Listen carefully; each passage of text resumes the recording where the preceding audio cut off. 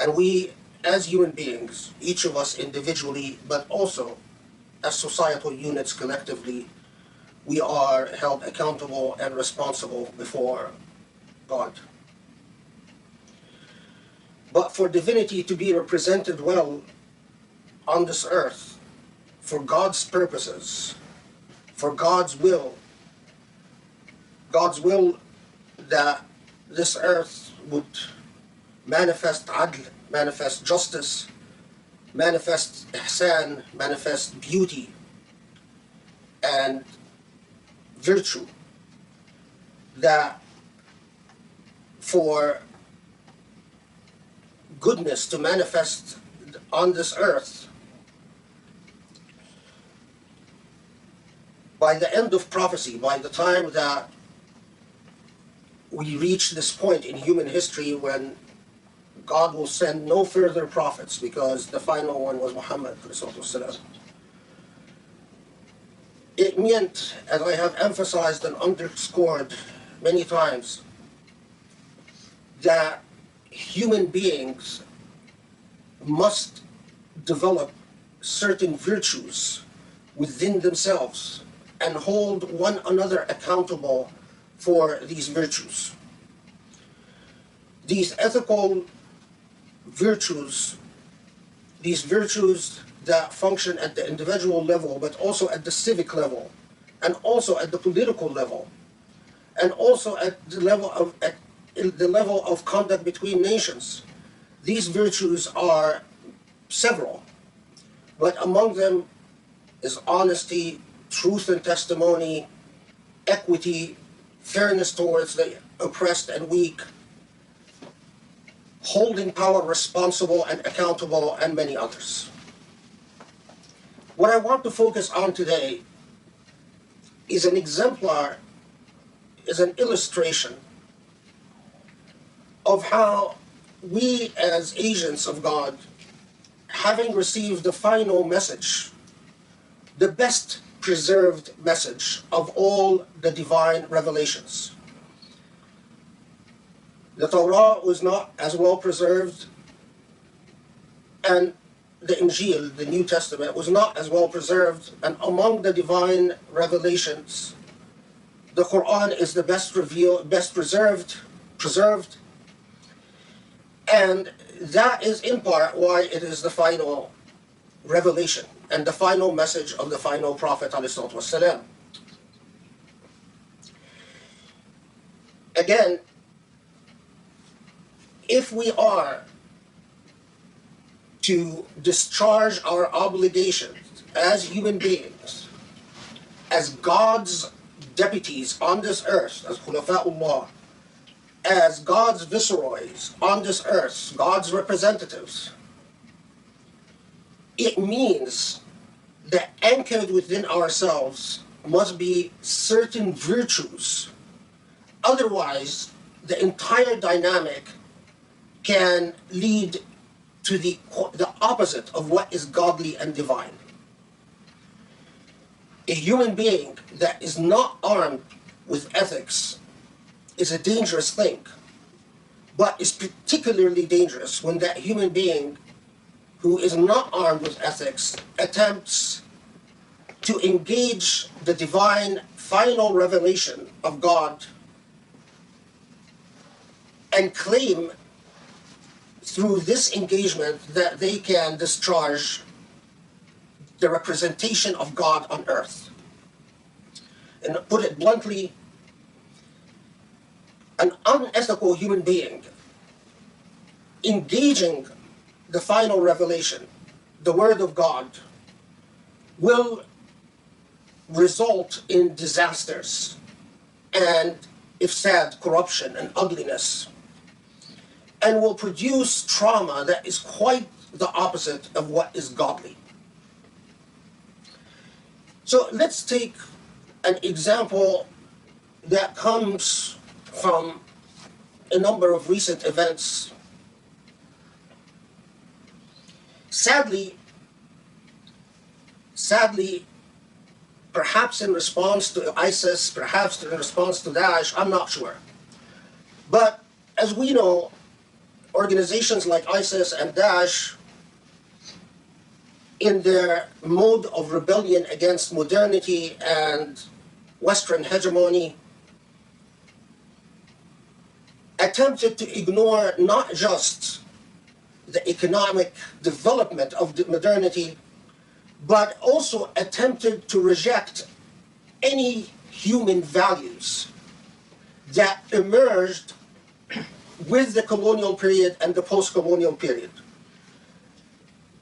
because it is fundamentally a reactionary movement that wants to protest against Western hegemony.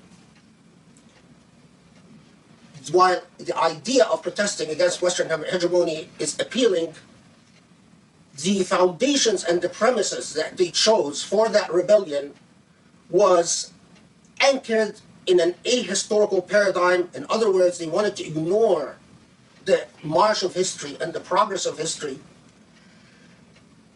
And in doing so, they dumped all the ethical teachings in the past 500 years or so and claimed to return to a pristine Islam. And part of that claim, and the part that concerns me the most in this khutbah, part of that claim was that in Islam,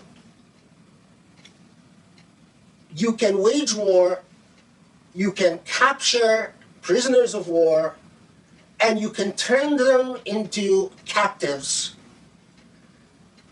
i.e. slaves. In the ancient world and in the medieval world, slavery, especially through debt and through war, was very common. It was as common as stock markets in our modern world.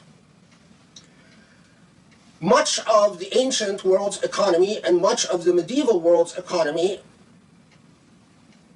had numerous sociological accommodations to the institution of slavery that were as varied between racial slavery as what existed in the United States and some British and Dutch and French colonies, and purely economic slavery like existed in Mamluk Egypt, where eventually the slaves took charge and established an entire kingdom and an empire ruled and led by slaves. The historical practice is complex, but where are the ethics in this? For people like Daesh, they imagined that perhaps slavery became evil only because the West said it's evil. And imagined that although Islam as a theology, and not just Islam, but the religion of Ibrahim والسلام, to Muhammad والسلام, the very basic foundational premise is that you worship Allah, your ubudiyya, your status as a servant of Allah, means that you cannot be in this ubudiyya, in this slave-like status, to anyone but Allah. That is why our ancestors, the early Muslims, were famous among nations that when they would enter into the presence of kings, and by the way, this is reported about the Prophet Ibrahim onwards, that all the Abrahamic prophets, they would refuse to prostrate and sometimes even bow, even just bow down to anyone but God. So when they would enter upon kings, and in the medieval world and the ancient world, prostrating before kings was very, very common. It was the norm. And it was Muslims, through their conduct, that rebelled against that norm and caught the world's attention. They were sort of known that if someone enters into the presence of a king and refuses to prostrate, Europe and Asia knew that this person would be Muslim. Now, I am not actually going to talk about Daesh in this khutbah. What I'm going to address are people who should know better than Daesh. And that is a group of new scholars who don't support Daesh, don't support ISIS, but who started blurring the lines on the question of slavery and saying, well, if Islam didn't, like other religions, because Judaism and Christianity didn't either, if just Judaism, Christianity, and Islam didn't come and ban slavery outright, then maybe, just maybe, slavery is not morally reprehensive, ethically reprehensive, but it is forbidden on or allowed on purely pragmatic socio-political grounds. In other words, it's not morality that demands the banning of slavery, but rather historical circumstance that demands the banning of slavery. The implication in this, and then some of them even went as far as saying, well, the Prophet had slaves. Well, the Qur'an itself supports the proposition that there are slaves. Sadly, there are, I believe, political motivations behind this type of academic argument. That there are people who like to see Muslims make this type of moral faux pas, moral failure. But we'll put that aside. What I care about, for this khutbah at least, is to give you an example of the ethics and the text. So these scholars pointed to the following Quranic revelation in Surah An-Nahl, the so-called the bee, as proof that the Qur'an itself recognizes slavery and accommodates slavery. As I will argue to you, the same verses that they cite and quote to, if you approach the Qur'an from an ethically committed perspective, will lead you to the exact opposite conclusions. The same verses that they point to as proof that the Qur'an itself recognizes slavery, if you approach these same verses from an ethically committed perspective, as an ethical human being reading the Qur'an, rather than an ethically neutralized human being reading the Qur'an, if you do so, you will reach the exact opposite conclusion. So here are the verses. First, I'm just going to read them in Arabic and then. ضرب الله مثلا عبدا مملوكا لا يقدر على شيء ومن رزقناه منا رزقا حسنا فهو ينفق منه سرا وجهرا هل يستويان الحمد لله بل أكثرهم لا يعلمون وضرب الله مثلا رجلين أحدهما أبكم لا يقدر على شيء وهو كل على مولاه أينما يوجهه لا يأتي بخير هل يستوي هو ومن يأمر بالعدل وهو على صراط مستقيم. Okay, translation. So God gives an example, first verse, God gives an example of two people, a parable of two people. The first is a slave, could be translated as servant, possessed by a master, or slave, who has no power over anything. So the first is a slave who has no power over anything, juxtaposed to a person who have been given great bounties, who God has given great bounties to, a person who was bestowed a goodly provision from us, as the translation goes, meaning God has given that person a lot of good, and this person then expends it openly and secretly. So the first person is a disempowered slave, and the second person the implication is a free human being who has been given a great deal of material wealth, who spends it openly and secretly to do good. And then God asks the rhetorical question, are they equal? Can they be equal? Praise be to God, for most human beings do not know. The second verse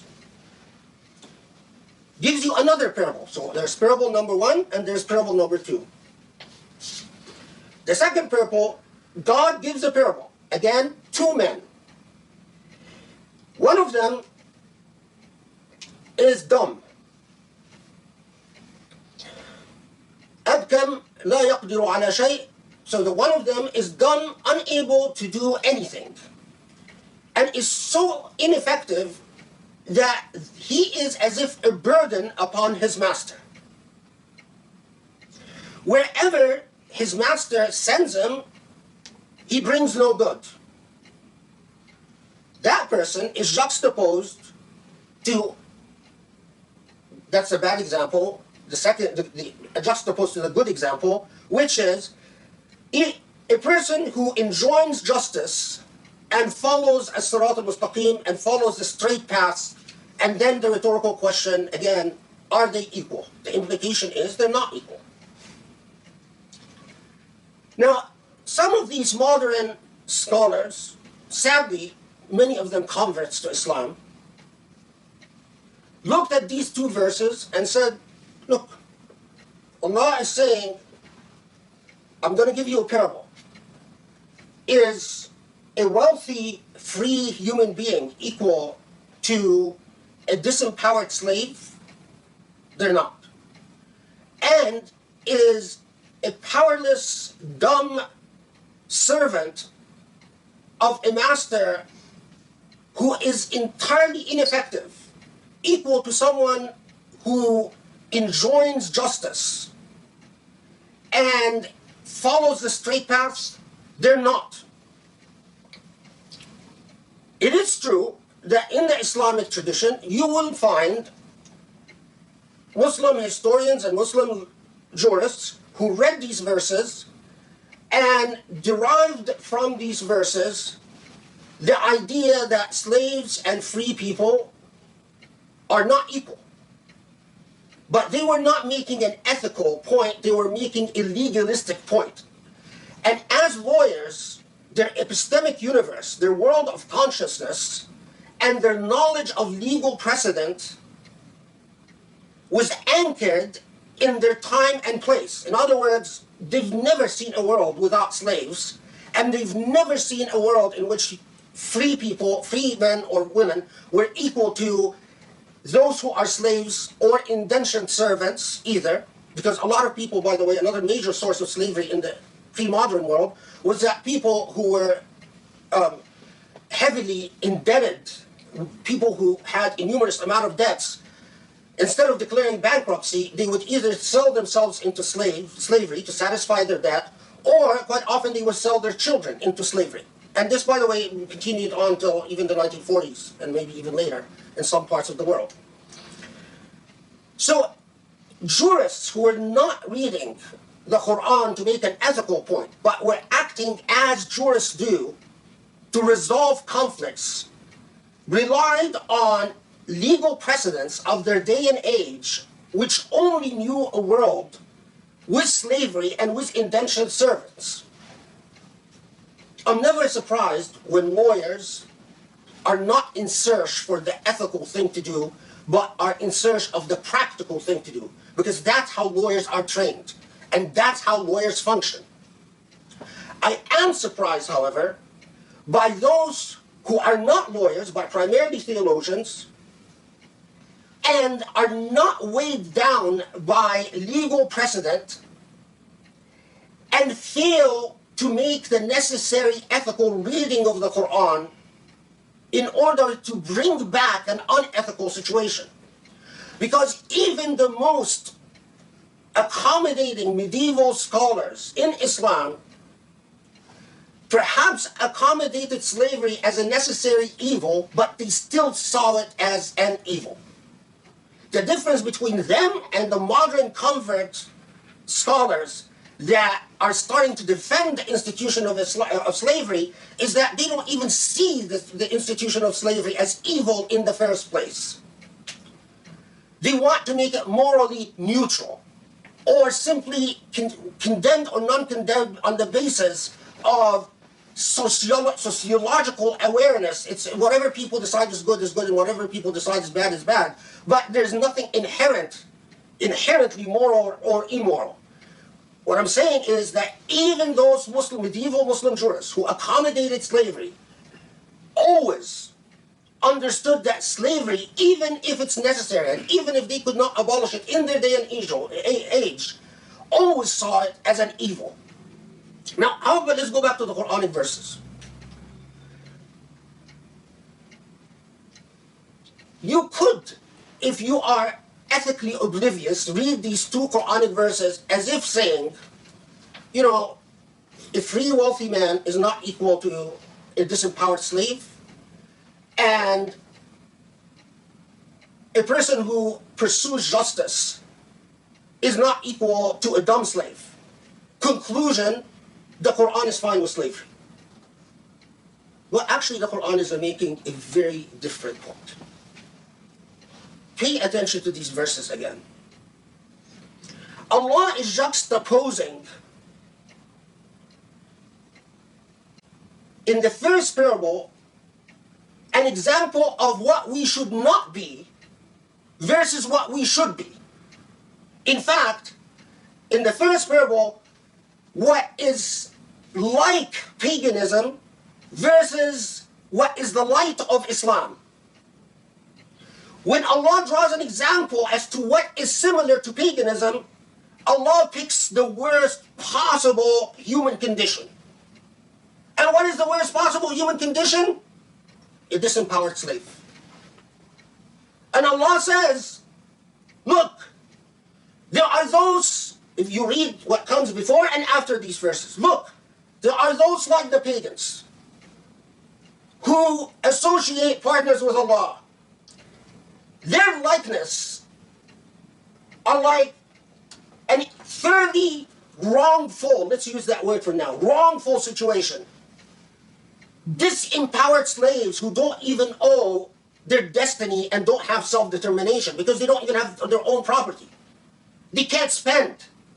Versus a free human being who has autonomy over his or her own resources and can spend freely in the way of Allah.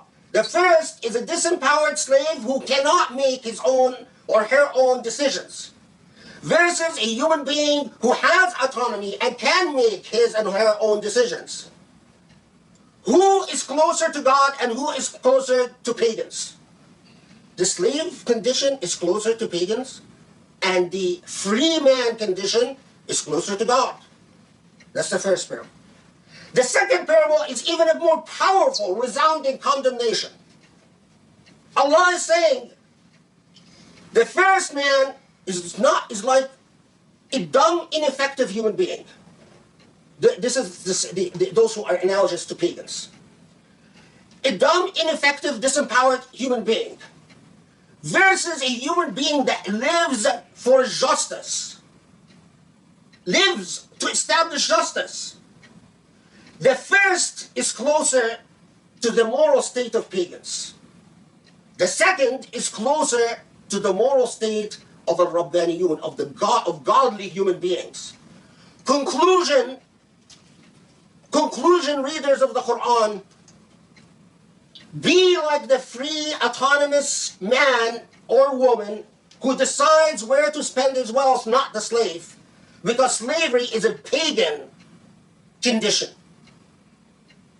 Be like the man and woman who pursues justice, because if you don't, you're like a dumb, ineffective slave. No ethical human being can read these verses and say, well, Allah is telling us they're both, in this parable, both types, slave and non-slave, are fine. In fact, Allah tells you they're not equal. One is like paganism, the other is like me, God. One is not godly, and one is God, and the other is godly. So in God's name, how do you converts, how do you scholars who converted to Islam and spent your entire life studying Islam, then read these verses and say, see, this is proof that slavery is not a moral, ethical issue?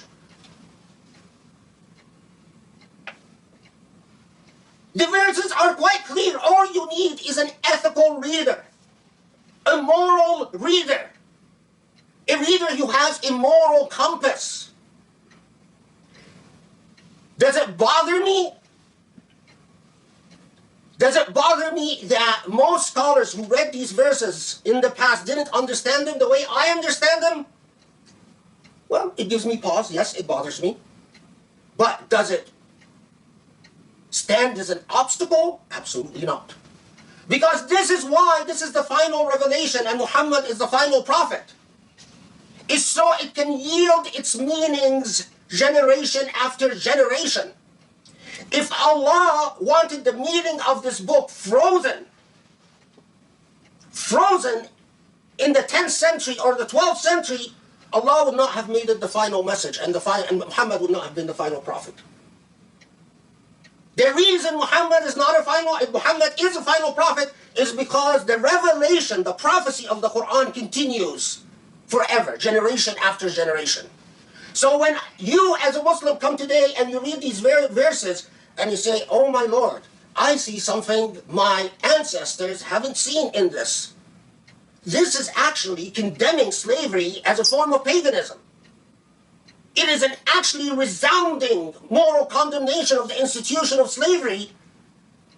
And yes, it gives you pause that your ancestors, burdened by their historical circumstance, might not have seen it that way, but it does not somehow invalidate or incapacitate you. Because you are a Khalifa, you are an agent, a viceroy, a deputy, a representative of God. This is a book of ethics, and it demands ethical readers. If you are not an ethical reader, the project of this book fails.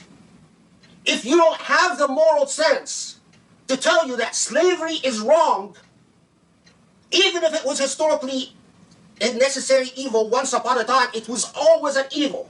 And that is why Allah calls it فَلَقْتَحَمَ الْعَقَبَةَ فَكُّ رَقَبَةَ, that those who want to go through the difficult knot of the hereafter free a slave. Your path to Allah is to free a slave. Free a slave.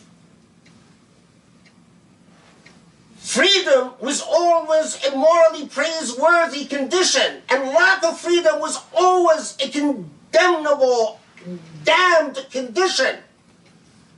And these verses, which I've seen modern convert scholars, professors, cite as proof that the Qur'an supports slavery, in fact, it blew me away. They do exactly the opposite. They tell you slavery is paganism. And freedom is Islam. Wassalamu alaikum.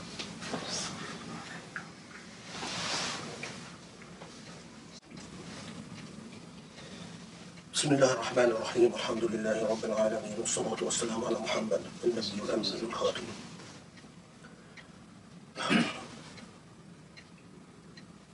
The topic of slavery is huge, and if we would talk about it, it would take us a very long time, and I will readdress it in various khutbahs and chip away at it, because it disturbs me. I understand insane criminal people like Daesh and ISIS exploit the Islamic tradition in order to enslave and torment. That doesn't shock me, because they have so many problems already. They have serious criminal problems. But it bothers me when I see, especially a convert, who is in the West, who is an academic, or a non-academic, a preacher, a well-known preacher, a popular preacher, normally, usually a white person, by the way, somehow want to philosophize the institution of slavery back into Islam, or wax it over, or wax apologetics towards it. slavery was always an evil. The Qur'an teaches you that it was always an evil. Even if practiced by some companions, meaning that they owned slaves, like the Prophet Ibrahim alayhi who owned a slave, of course Hajar, the mother of Muslims, because Hajar was a slave. And if you read the Bible, stories of slavery are replete throughout the Bible, the Torah and the New Testament. And if you read your Bible, repeatedly slaves are told to obey their master like they would obey God. Someone recently wrote me saying, I having a crisis of faith because of the issue of slavery in Islam. No other religion practiced slavery. Where have you been living? Is it possible you're so ignorant? Don't you know that until the modern age, slavery existed in every part of the world and was as standard as currency? From China to Europe to Africa, no place in the world did not practice slavery. Slavery is in the Old Testament, slavery is in the New Testament, slavery is in every medieval text. Roman law had extensive sections on the law of slavery and what to do with slaves and how to treat slaves. Why Islam didn't ban slavery is a very different question than the idiotic claim that Islam somehow exceptionally either established slavery or endorsed slavery or approved of slavery. They're very different propositions and very different claims. But my point in this khutbah is the ethical human being. When the ethical human being accepts Allah and partners their ethics to Allah's teachings, the end result can be beauty. But if a human being wants to partner up with Allah and leave their ethics at the door, the end result will always be ugliness and fasad and corruption. An interesting story that I ran into recently as I'm reading some of the books of tradition that made me sort of pause and reflect. Some of you might know Eleazar the Damascus, a slave of the Prophet Ibrahim alayhi salam, and he features in the Bible. He's also in the Islamic tradition. Anyway, Eleazar was very close to the Prophet Ibrahim alayhi salam, and when the Prophet Lot was sent to Sodom and Gomorrah to preach amongst them, the Prophet Ibrahim, a lot of time had passed, and the Prophet Ibrahim alayhi salam had not heard from Prophet Lut and was wondering what is going on with the Prophet Lut and his people.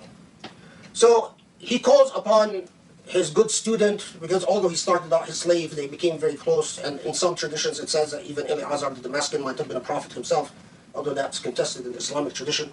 Anyway, so he tells Eleazar, why don't you go to Sodom to check on Lut alayhi salam, Prophet Lut, and make sure that he's okay.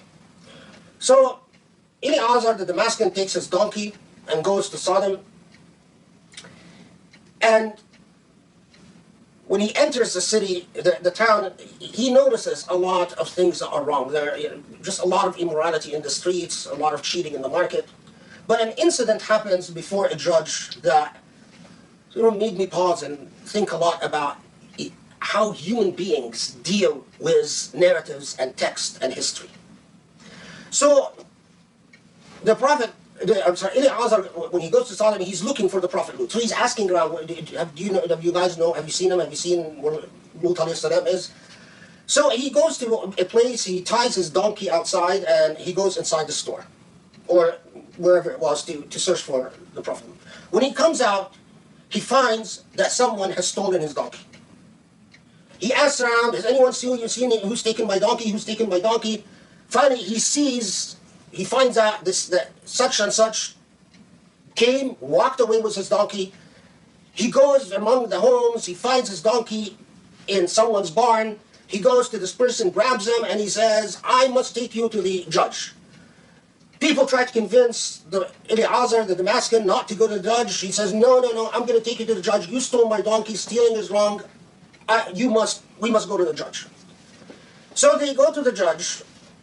The judge says, what's going on? Eliezer, the Damascus, says, this man stole my donkey, walked away with it. I searched for my donkey. I find his donkey in his barn. And stealing is wrong, and I'm here so you hold him responsible. The judge looks at the man and says, okay, this is his donkey. Did you steal his donkey? The man says, well, your honor, this is not the way Eliezer sees it. I was walking, I saw the donkey outside. I thought to myself, why not take the donkey, feed him, rest him,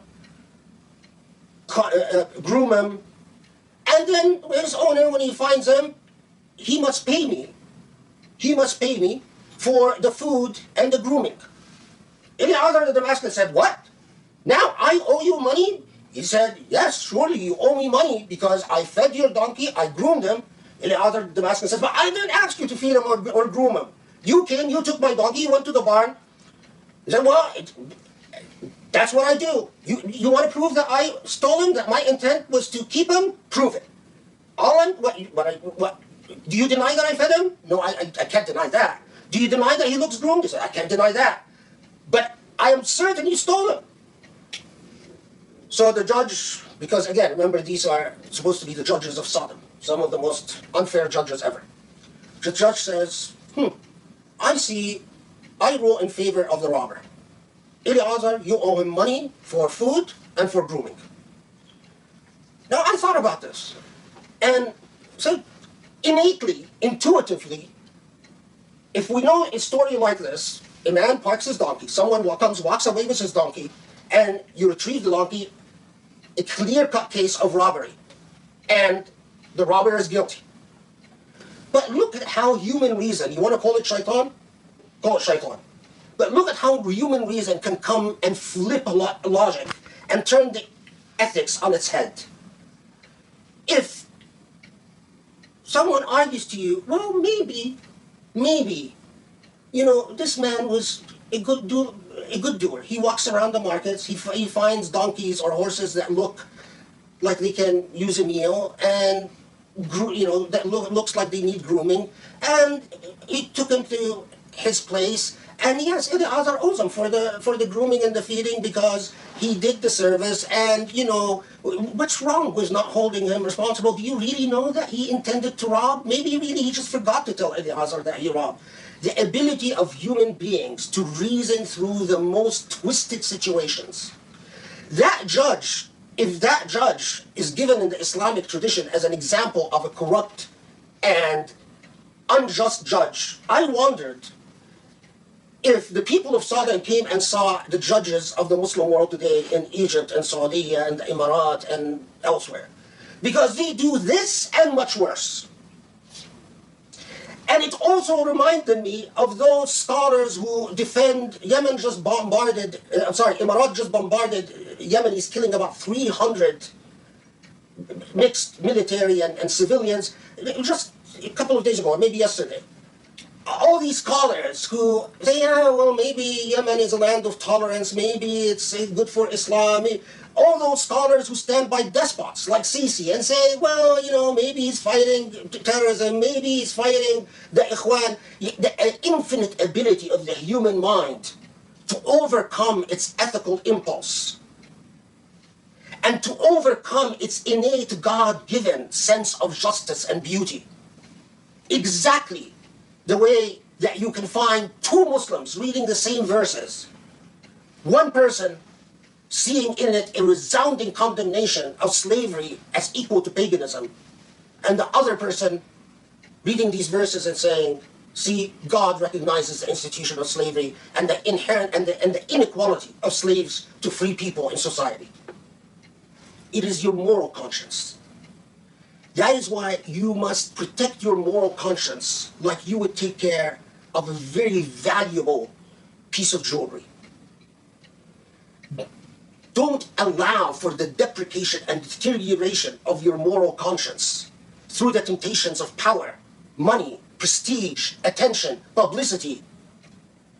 These are the things that eat away at your moral conscience and bring and start activating the intellectualizing side of you, where you start diluting your innate moral sense, like the people of Sodom did with Eliazar's donkey. Don't be like the judge who decided that Eliazar the Damascus owes the robber money and grooming costs. أقول قولي هذا واستغفر الله لي ولكم اللهم اعف عنا وارحمنا واهدنا لأقرب من هذا رشدا وانصر الإسلام وأعز المسلمين يا رب العالمين. Allah forgive us our faults and our weaknesses, and aid us to be stronger, ethical human beings. And Allah allow us to discharge our obligations as your deputies and representatives on this earth. And Allah aid us to remain on the straight path, the path of beauty, justice, and truth. Ya Allah.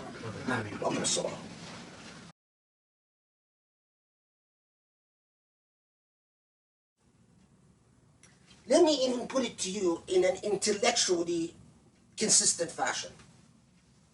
Someone told me a well-known Muslim teacher in the United States taught them that the hadith that says, وَالْعِيَاذُ بِاللَّهِ, that it would be an authentic hadith, it's not. That says that, attributed to the Prophet ﷺ, that says that if I would have ordered anyone to prostrate to a human being to prostrate to another, I would have ordered a wife to prostrate to her husband. And that teacher in the United States said, well, listen,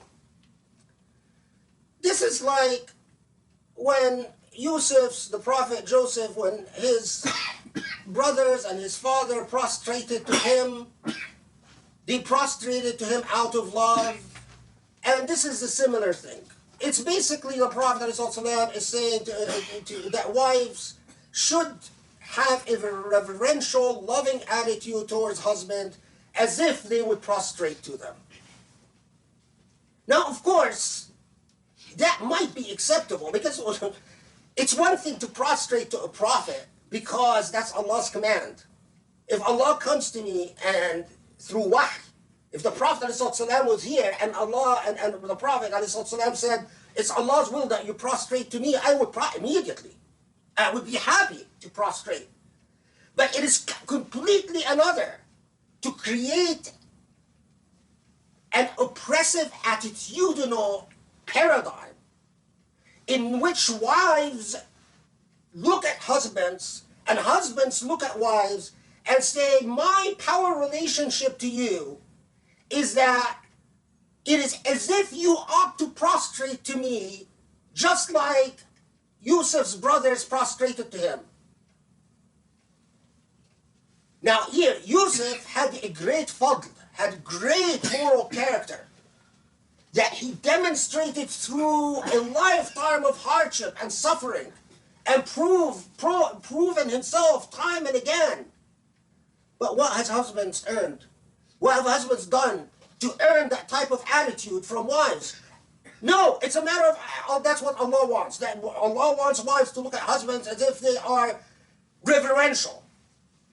Well, you know what? This is fundamentally part and parcel of the power dynamic that I am talking about. That passive, defeatist, quietist power dynamic. You look at those in power in government with that same type of reverential attitude. I don't prostrate before you, but intellectually, it's as if I do prostrate before you. Look at the way Muslims treat MBS or MBZ or CC, or they prostrate before them morally, even if they don't do it physically.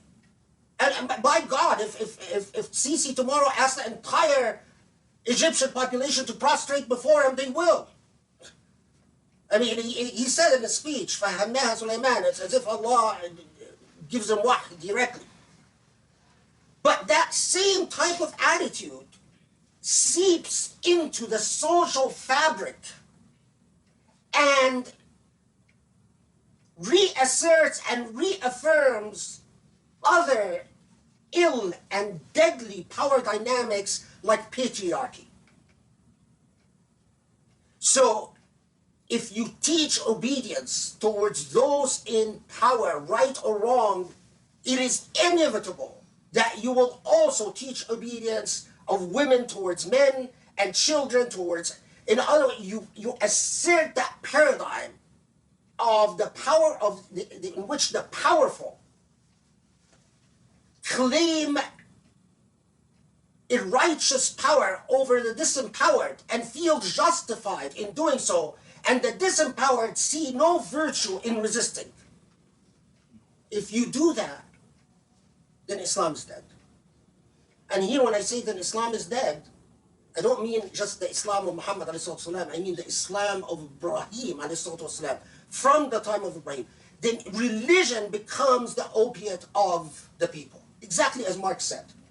Remember Marx said about religion? Religion is the opiate of the oppressed. The powerful give religion to the oppressed so that they won't resist. Then what Marx said would be absolutely true. That's the problem. People like Hamza Yusuf and Bin Bayya and Habib al-Jafri, they think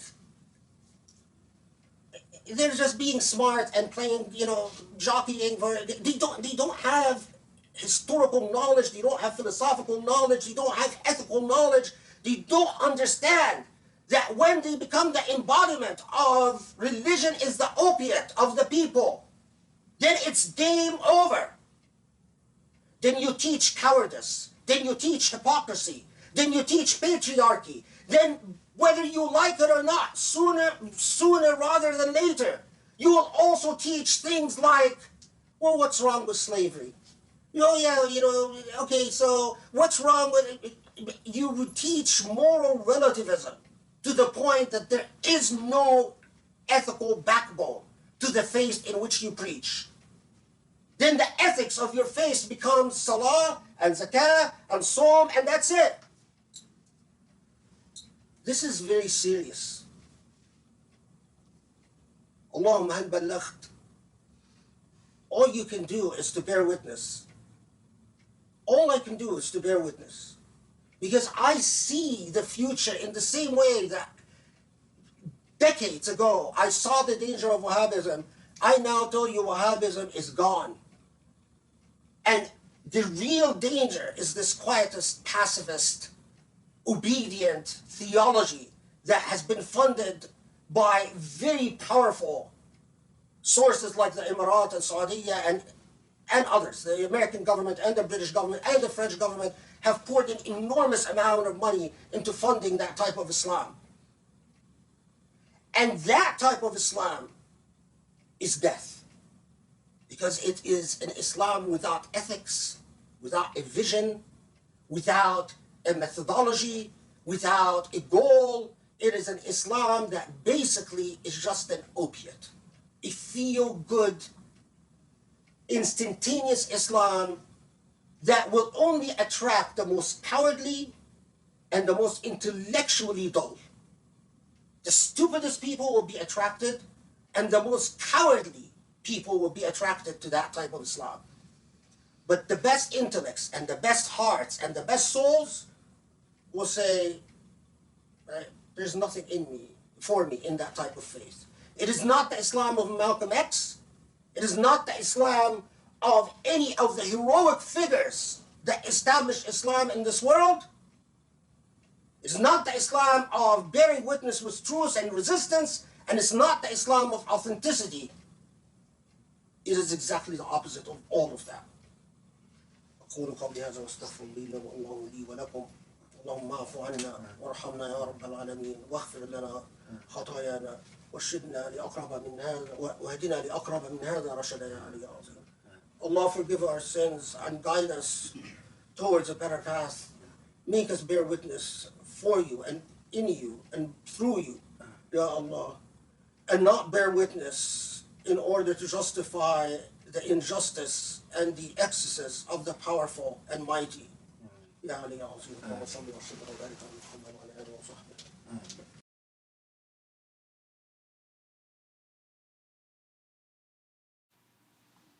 Everything is interconnected.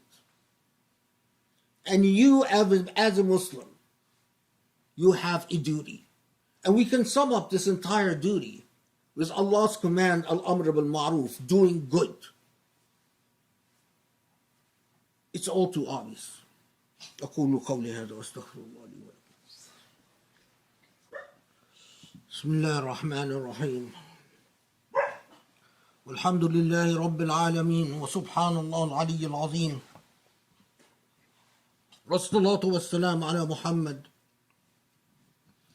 النبي الأمين الخاتم المرسل رحمة للعالمين.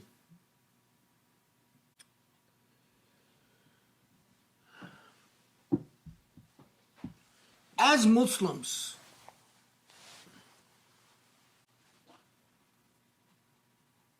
we owe a duty to Allah subhanahu wa ta'ala. We owe ourselves a duty to stand by justice in every way we can. The problem of the way that blacks in particular are treated in this country by the police can only be denied by someone who is truly, truly an idiot. By someone who is truly an idiot or a racist. Because you cannot go any significant period of time without finding blacks killed by police, bird watching, jogging, even golfing. Someone had a car crash, someone who had a cell phone and it died, and then events led to an encounter with police that led to the person's death. A person selling CDs, a person who was walking from a corner. The list just goes on and on and on. And anyone that just does a simple research will discover how dangerous it is to be African American in this country and to be in the wrong place at the wrong time, or to have an encounter with cops, because the way they are trained, they're often culturally insensitive. They know nothing about black culture. And the way they are trained is to recognize threat according to what counts as a threat in their own little suburban cultures. So they wouldn't understand the cultural even gestures or acts or logic of others. I have to admit to you that even I'm so increasingly, since 9/11, increasingly, I'm consistently apprehensive about any encounter with the police, that whenever there's something, I always push my wife, who's Asian American, to deal with the police, because as an Arab man, I know the subtle change in tone when the police answers my questions. I am a law professor, and even when I invite police officers to speak in my law class, I can tell the little air of the condescending air by which they deal with me, or the air of surprise that you're an Abu Fadl and you're a law professor, or the little air of surprise that they work very hard to conceal when they learn what courses you teach. And that's even when they are my guests in my classes. But no one understands the type of fear that the victims of racism can feel, and how that fear can translate to a police officer into suspicion, unless you are in fact placed into that situation. So my fear, my anxiety, the way it's going to be read by an officer is that I have something to hide. That's the nature of racism. And as Muslims, we have an affirmative obligation to recognize and study and understand racism, because it is an illness that our religion came to eradicate. As I've mentioned before, racism is a jahiliyyah.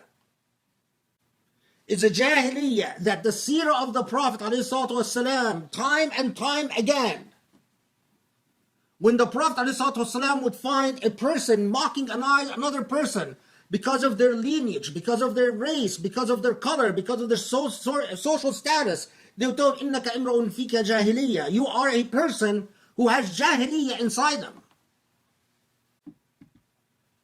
And jahiliyyah is the antithesis of Islam. You cannot be a good Muslim. You cannot be a good Muslim and simply say our obligations is to see who is in power and to kowtow and bow down and to basically please whoever is in power and not worry about who is oppressed and who is suffering and who is victimized. This is not an Islam that colonized, imperialized, racialized. Islam is not an Islam. For Muslims, what does that concretely translate into? As a Muslim, you are rewarded by Allah. You actually receive an ajr if you go and you protest injustice. Other people might go out there and protest injustice and feel good, but you as a Muslim, you're actually rewarded hasanat. It goes to your Jannah counter. The longer the hours you stand protesting injustice, the more rewards you get. Someone asked me, or several wondered, are we limited to peaceful protests? And my answer is absolutely yes. The minute you exceed the bounds of peaceful protests, you are recategorized into a criminal. Peaceful protest is protected by the Constitution, but non-peaceful protest is not protected. And you as a Muslim, you need to be protected because you know that you are also disempowered. And if you do anything that breaks the law, you are giving them an excuse to wipe you from the face of this earth. But beyond that, the Prophet ﷺ and Allah subhanahu wa ta'ala clearly taught us, لا تزر وازرة وزر أخرى. You cannot punish someone because of the sins of another. You just can't. So you can't destroy a car and say, well, it's because I'm angry. The owner of the car, that's not their fault. In Islam, we can't just commit aggressions against the rights of others and say, well, the ends justify the means. We can't. In Islam, it's just not a possibility. But keep in mind that it is an amazing thing that every time you testify against injustice. Now, of course, a lot of people say, well, does it really make a difference if I protest? Listen, Donald Trump was elected, came to power because of the silence of those who should have spoken. Yes, it makes a huge difference. And what difference does it make? Is that the louder you speak, the more you keep the energy of the protest alive. And the more you keep the energy of protest alive, the more people get off their behinds and go to the polls and make sure that the supporters of Donald Trump don't have a majority in the Senate, and they make sure that the next president of the United States is not a racist and respects the values of American democracy. Things are connected in a logical fashion. You as a Muslim, if you go vote, you are rewarded by Allah for doing the right thing. If you're rewarded Allah just for smiling at someone's face or just saying Assalamu alaikum, can you imagine when you stand to protest injustice? But if you vote and you tell yourself, well, I'm going to vote because I'm voting according to what's good for my pocketbook, not according to what's good for Muslims everywhere and human beings, but all I care about is my job, my income, then no, you're not rewarded by Allah. Why should Allah reward the selfish? It drives me absolutely crazy when I meet Muslims who will say, well, I support Trump because he's good for the economy. Well, how about Islamophobia? Well, how about racism? Well, how about the sexism? Well, how about his entire criminal conduct before he became president? Well, then that means you are a jahili human being. You're not a Muslim.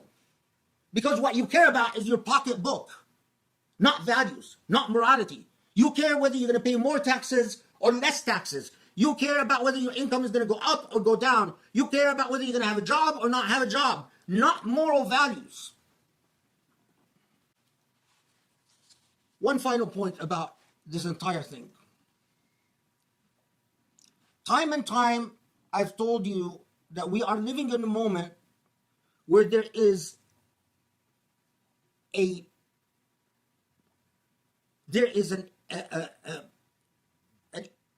an aggressive war being fought over the identity of Islam and what Islam will mean in the future. You as a Muslim in the United States and in the West generally, when you support Muslims who accept racism as simply a fact of life, or who don't even think racism is a priority, something, or who don't even talk about racism. They never mention racism under khutbahs or under durus because they think, no, it's white people are doing the best they can. And we Muslims are responsible for the institutions that represent us as Muslims in the West.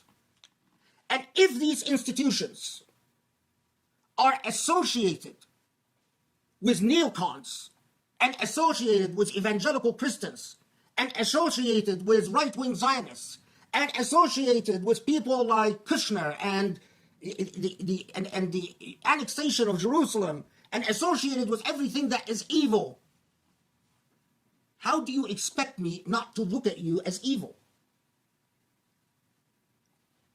If you basically join the party of Shaitan, you are cheering.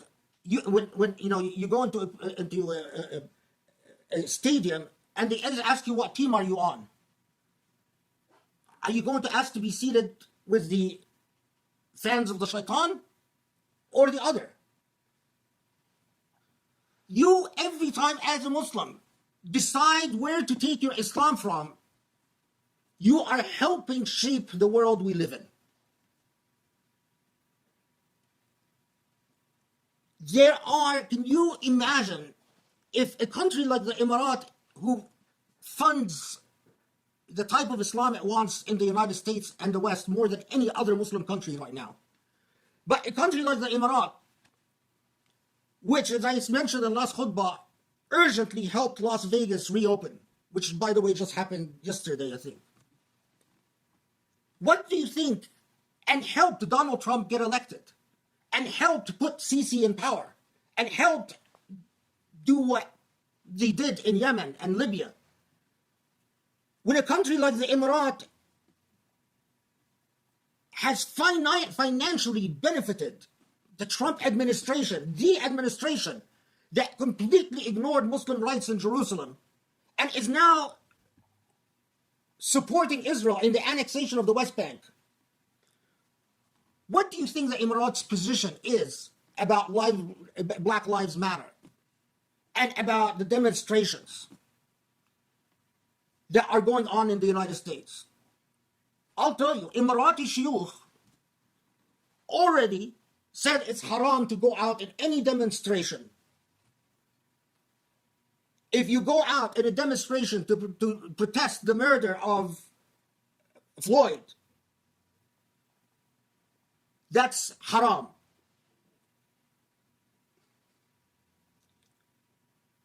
Don't you have an obligation to find out who in the United States follows Emirati Islam and to take the moral stand that Allah expects you to take?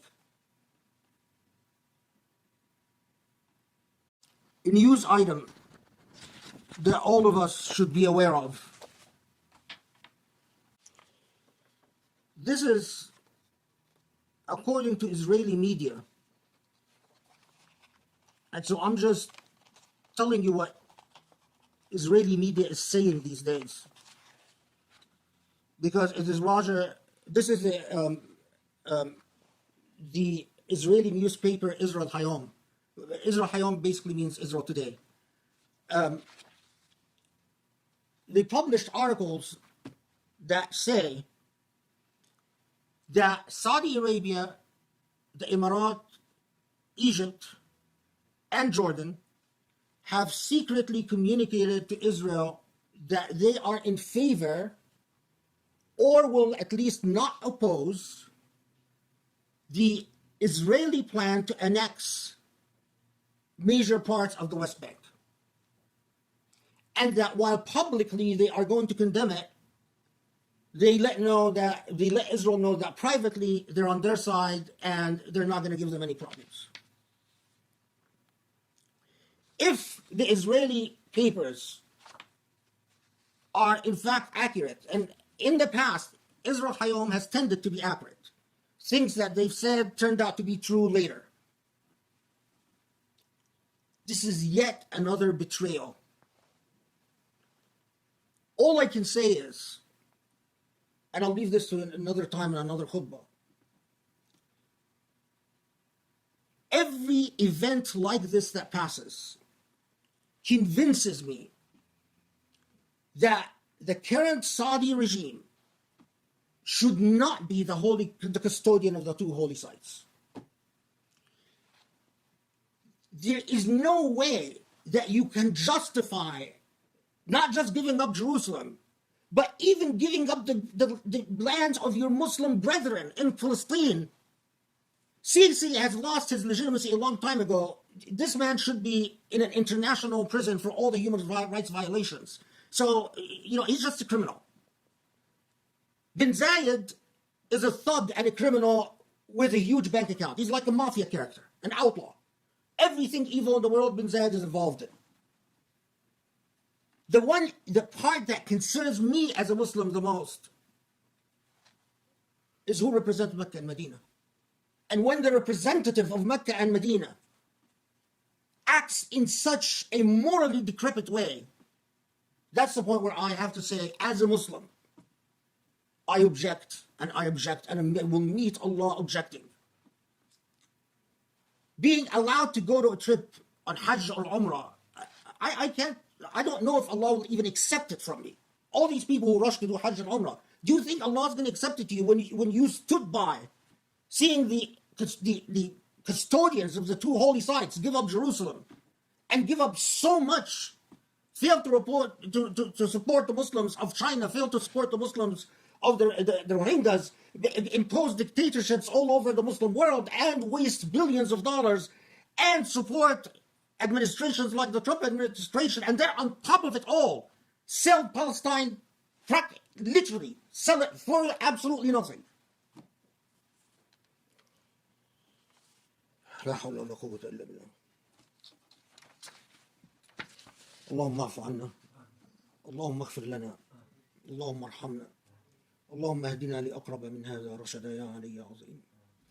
Allah forgive our sins, guide us to the straight path, strengthen our faith, and let us see beauty and truth for what it is. And Allah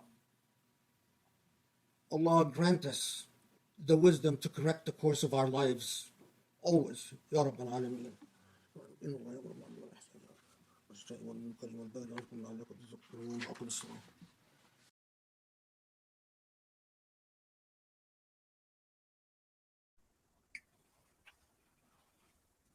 We now are living through a similar historical moment. This time in the long battle against racism. Racism is very old, and it's an illness that is as old as the illness of poverty itself. Racism is intimately tied to the whole dynamic of oppression, dictatorship, unequal distribution of sources, the very idea of classes, domination, and hegemony.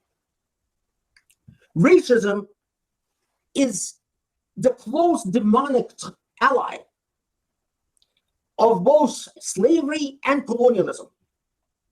In every form of colonialism that we've seen in human history, we've also seen the illness of racism.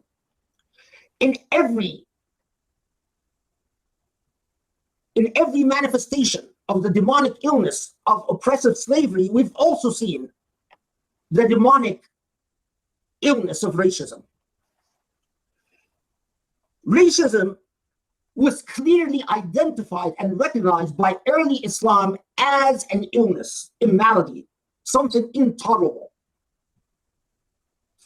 But Muslims, as I said, have been in a state of slumber for a long time. And so in the same way that they were not at the forefront of the battle against slavery, and in the same way that they have not been at the forefront of the battle against despotism and for democracy and against communism and fascism in the modern age,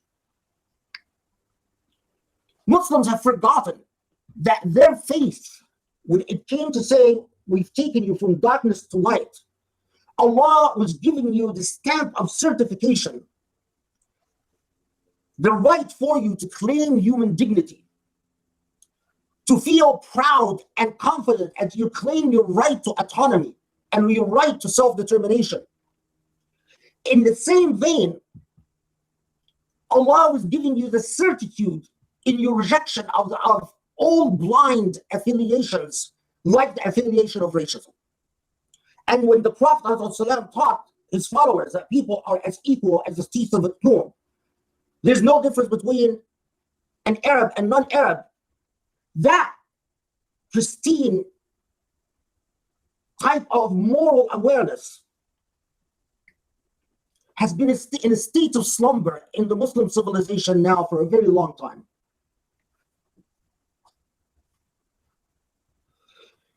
All of this doesn't change the fact, though. When Allah subhanahu wa ta'ala tells you that Allah blesses you as a nation, what makes Allah bless a nation or not bless a nation? Not because of the amount of oil you have, not because of what you have in your bank account, not even because of how many prayers you do, not because you fast Ramadan well, not because you do dua in Laylatul Qadr, not because you go to Hajj or Umrah, but because of a dynamic. The fact that as a people, you enjoy what is good and you resist what is not good. Now, that is impossible unless you first have an awareness of what good means and what evil means. If you are confused about what's good or not good, then the idea that you're going to enjoin anything or forbid anything is idiotic.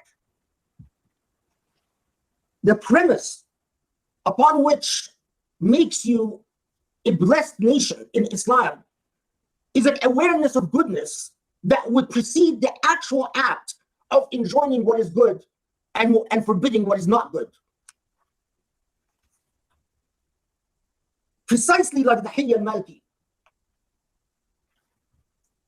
The innate knowledge that Islam came as a liberation, as a message of self-determination, as a message of dignity, as a message of freedom, as a message that condemned racism and oppressive institutions of power.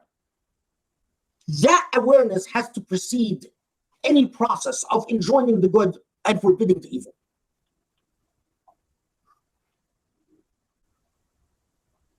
The battle today is one that revolves around racism.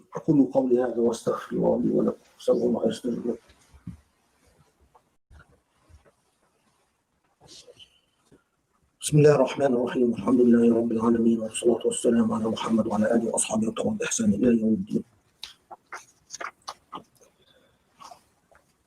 Again, I underscore this. When the Prophet ﷺ taught the companions, in a hadith that has been reported in many different versions, and some versions are weak, some versions are not. And in some other versions, what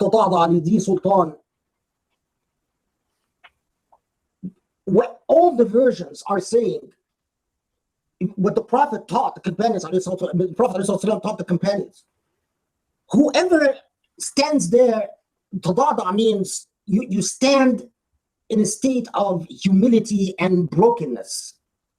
That any person, any Muslim that stands in front of a rich person, broken and humble, when you stand and you say, oh, thank you very much, sir, thank you for helping me, that type of thing. That if you stand before a rich person, broken and humble, because you want financial benefits, or if you stand before a king or someone with authority, broken and humble, that 2/3 of your Islam is wiped away. What the Prophet ﷺ is teaching the companions is dignity.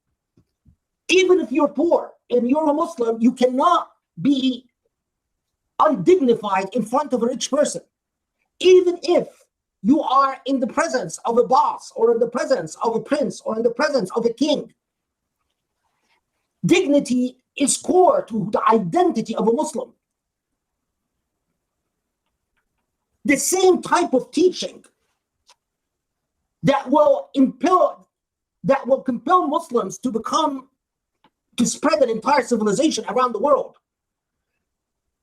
Human beings, when they lose their sense of dignity, when they become broken, they lose their creativity, they lose their sense of being, and they cannot produce, they cannot think. They become like animals when they are terrified and scared. They are always cowering, going for shelter. Human beings die in life whenever you take their dignity away. And that is precisely why Allah subhanahu wa ta'ala in the Qur'an rejects the idea of Muslims who are Muslims coercively. لا إكراه في الدين قد تبين الرشد من الغي. There can be no compulsion in religion. Throughout, when you look at the life and the message in its pristine form, dignity is core to the identity of a Muslim. The lack of dignity teaches the human heart and human soul hypocrisy. And a hypocrite is a liar. And a liar can never be a good Muslim or a moral human being. Learn this as a golden rules. You need dignity because you want to avoid hypocrisy. And you want to avoid hypocrisy because you cannot be a liar. Because if you are a liar, even the aspiration of existing in light is gone. There can be no light with a dishonest existence.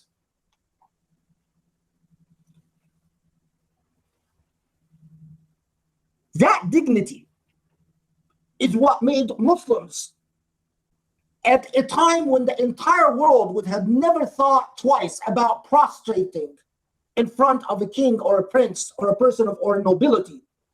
It made Muslims the outliers, where Muslims were saying, no, our religion taught us that you cannot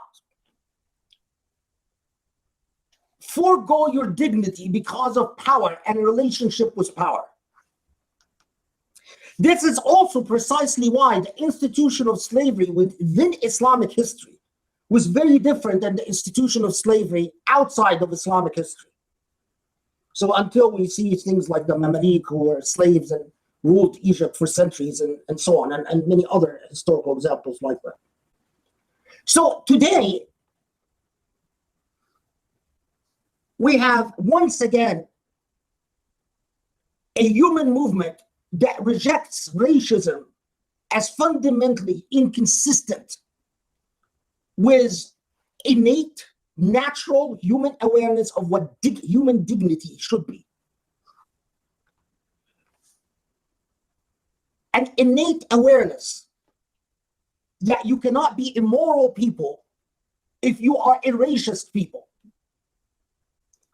An innate awareness, and again, innate meaning that none of the people who go out in these demonstrations and who are resisting racism need to be great philosophers. They know it intuitively. That if you are a society that allows for systemic and institutional racism, it also means that you are an immoral society.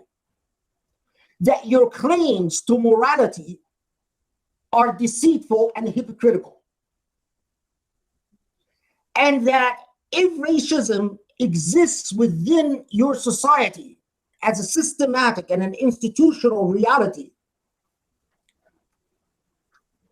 that it doesn't affect the members of the minority alone, but it is darkness that descends upon your entire social reality, your entire social being.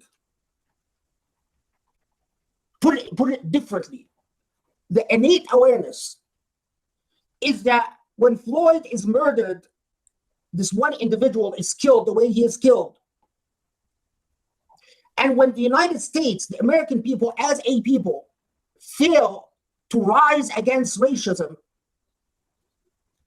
the darkness that descends upon the nation because of that is total and complete. That you cannot claim to be a nation of light, a nation of freedom, a nation of morality, a nation of justice, a nation of principles, if you allow for racism to exist,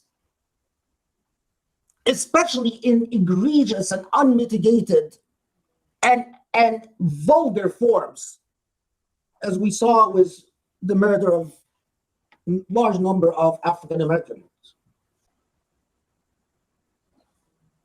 But in the same way that there is a movement against racism, rest assured, in the same way that there was a movement that wanted slavery to survive, a movement that wanted colonialism to survive, a movement that wants fascism to survive, that wants communism to survive, there is and will always be a movement that is reactionary and that will resist human progress.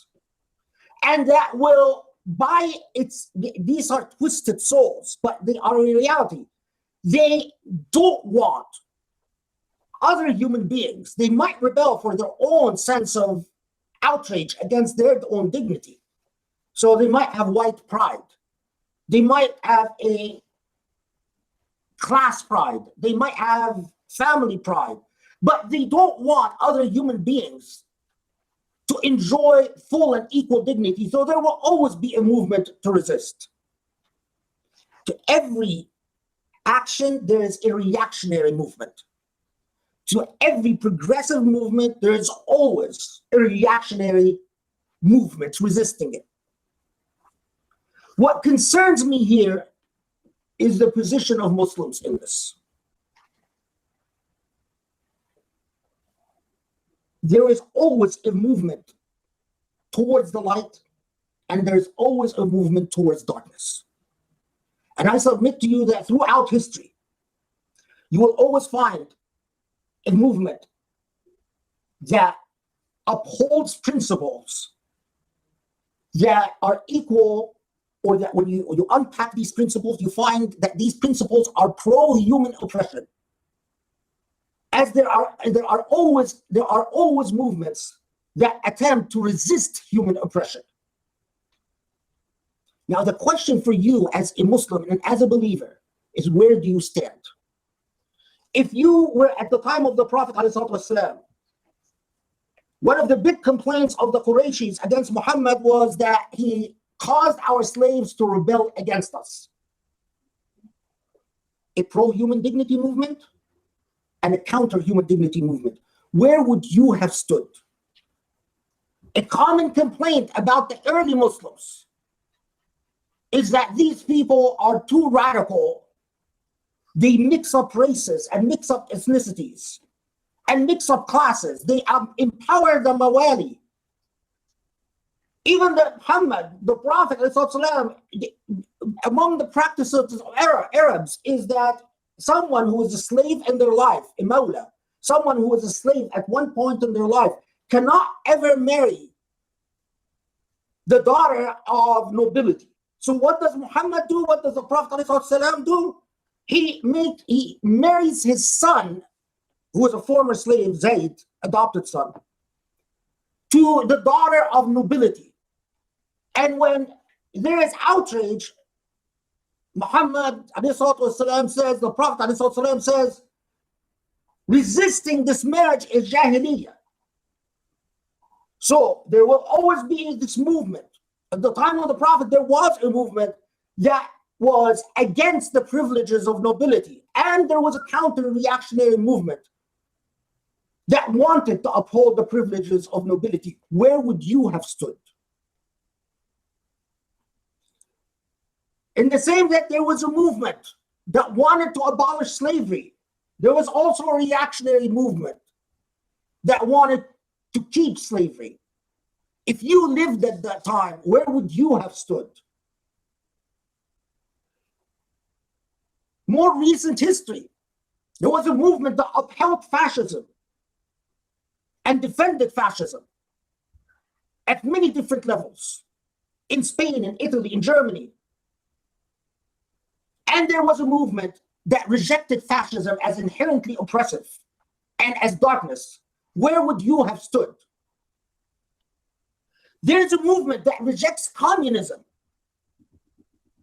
as contrary to human dignity because it relies on totalitarian ideologies and authoritarian thought, the dictatorship of the proletariat, a movement that says even dictatorship by a proletariat. I can't hear myself, so my pronunciation is off. In the same way that there is a movement that defended it, there is a movement that resists the simplicities and extremities of communism. Where do you stand? In our historical moment, there is a movement that is saying enough with racism in its various forms and permutations.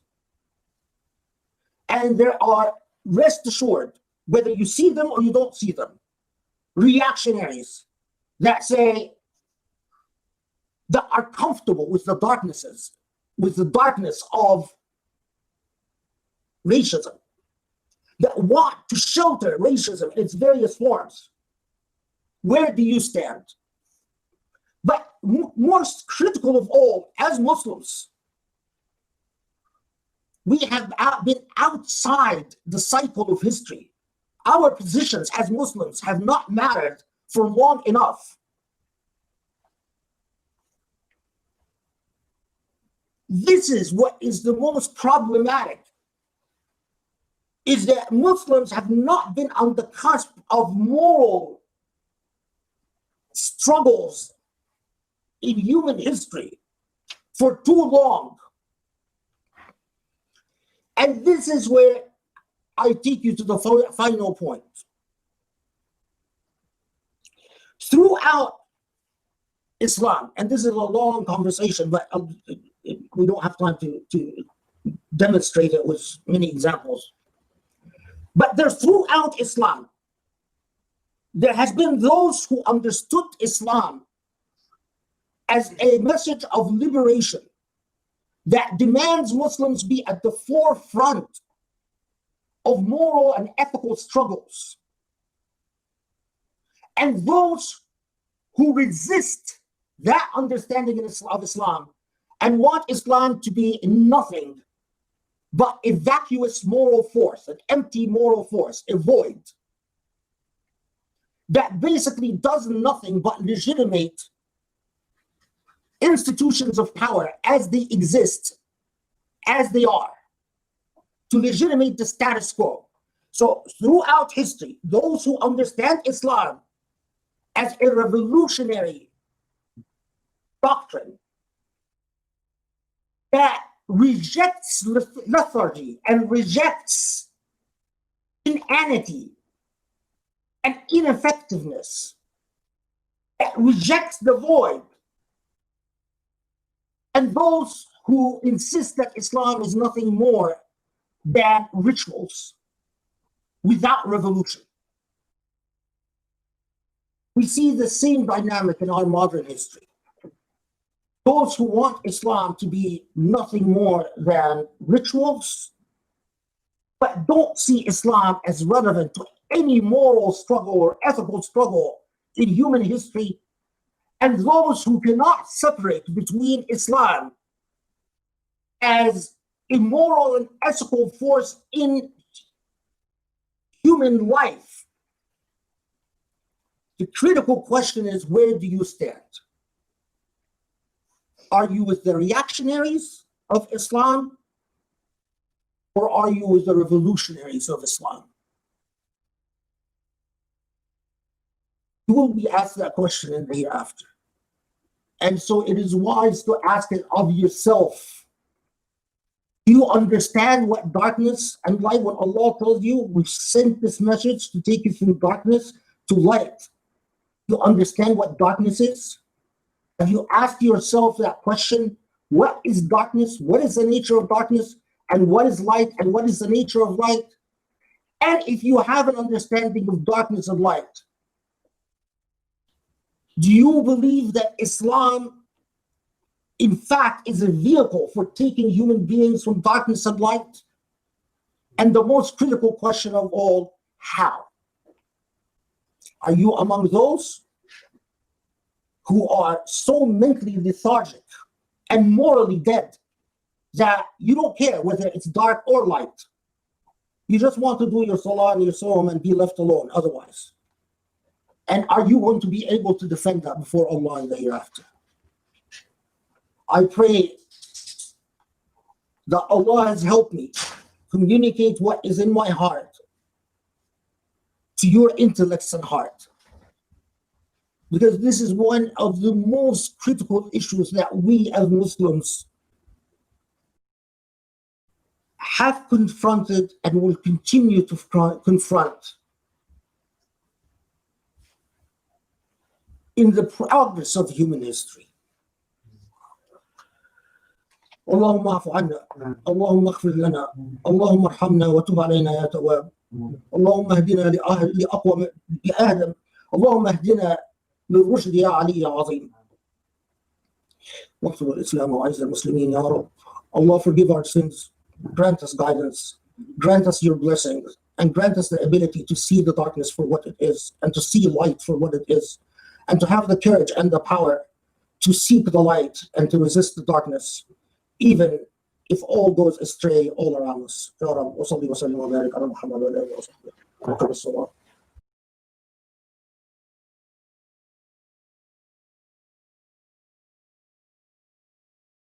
You know, we're living in a very difficult time.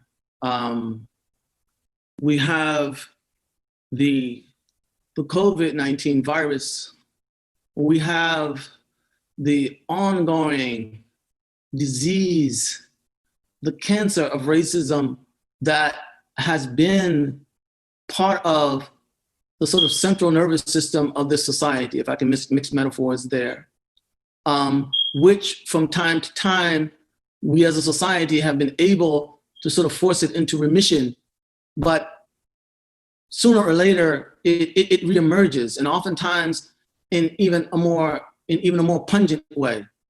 We have still all of the travesties and the tragedies that are ongoing in the Muslim world. Some of these things have been moved to the margin by the news cycle that we presently have, but those things are still there, and people are dying and people are suffering. People have loved ones, people have friends and family members. And then on top of all that, these sort of mega issues, they don't insulate us from just the micro issues of life. So, there are people who, there's Islamophobia, there's COVID-19, there's racism, et cetera. But there's also the difficulty that I'm having with my spouse, the difficulty that I'm having with my child, the difficulty that I'm having with my in-laws, the difficulty that I'm having with my job. And so we can find ourselves, in circumstances where things just seem overwhelming. And at times, if we're not grounded, this can be an occasion for the weakening rather than the strengthening of our iman. But what I want to share with you today is that one of the true blessings of this community is that we have a prophet who lived a full life. In that regard, in a sense, he faced the same kinds of things that we will face. And we know about his life. It was there fully on the stage. He married, he had children, certainly stepchildren, he had friends, he had people die, he had social issues, he had political issues, everything that a human existence basically entails. And yet, we are told that he is a beautiful example for us. When we look at the example of the Prophet's life, we find something, however, very interesting.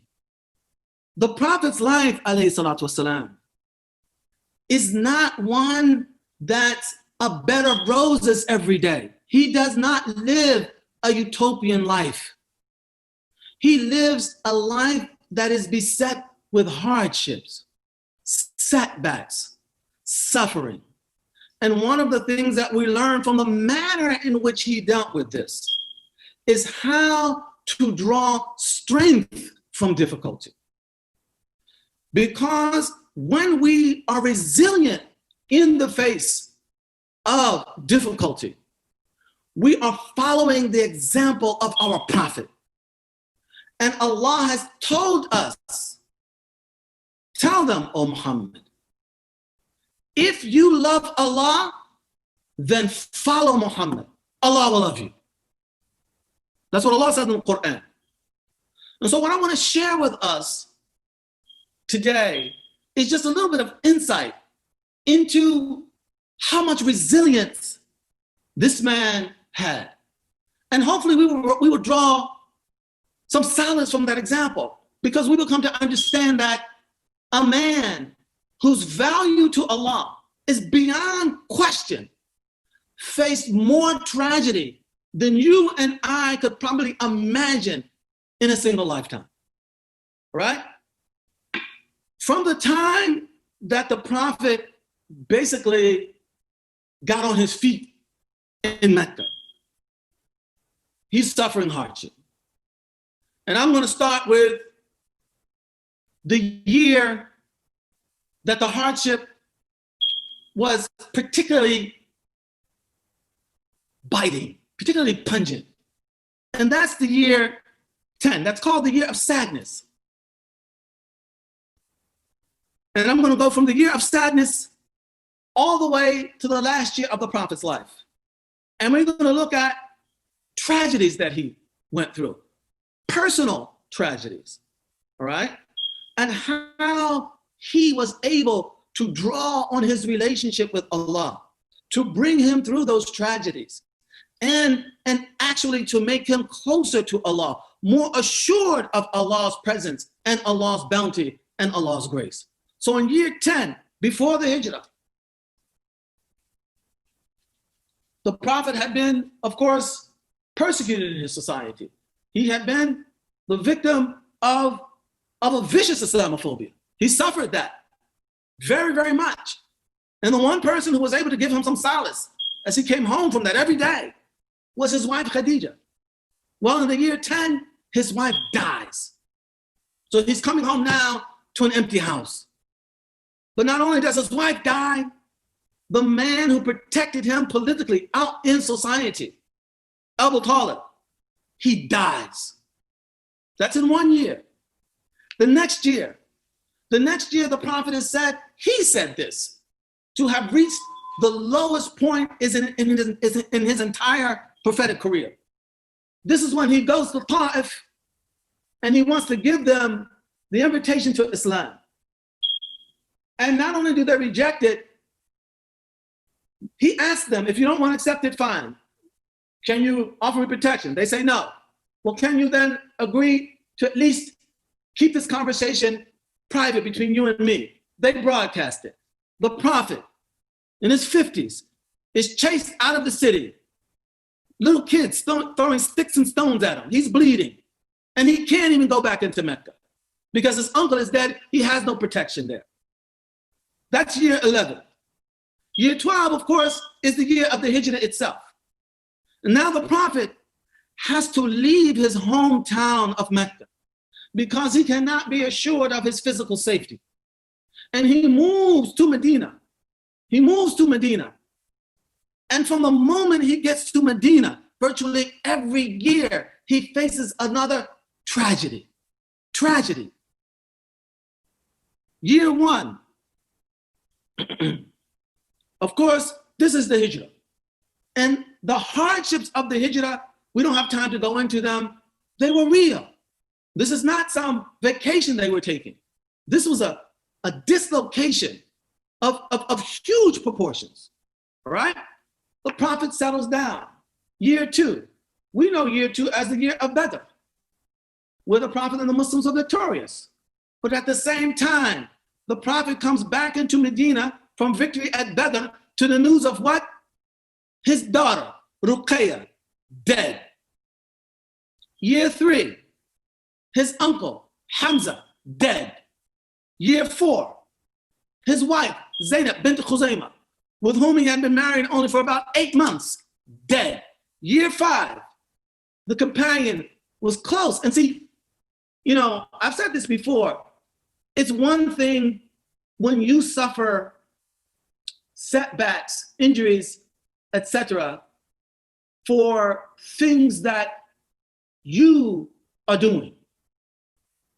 But it's really hard to see people you love suffer because they love you, because they follow you.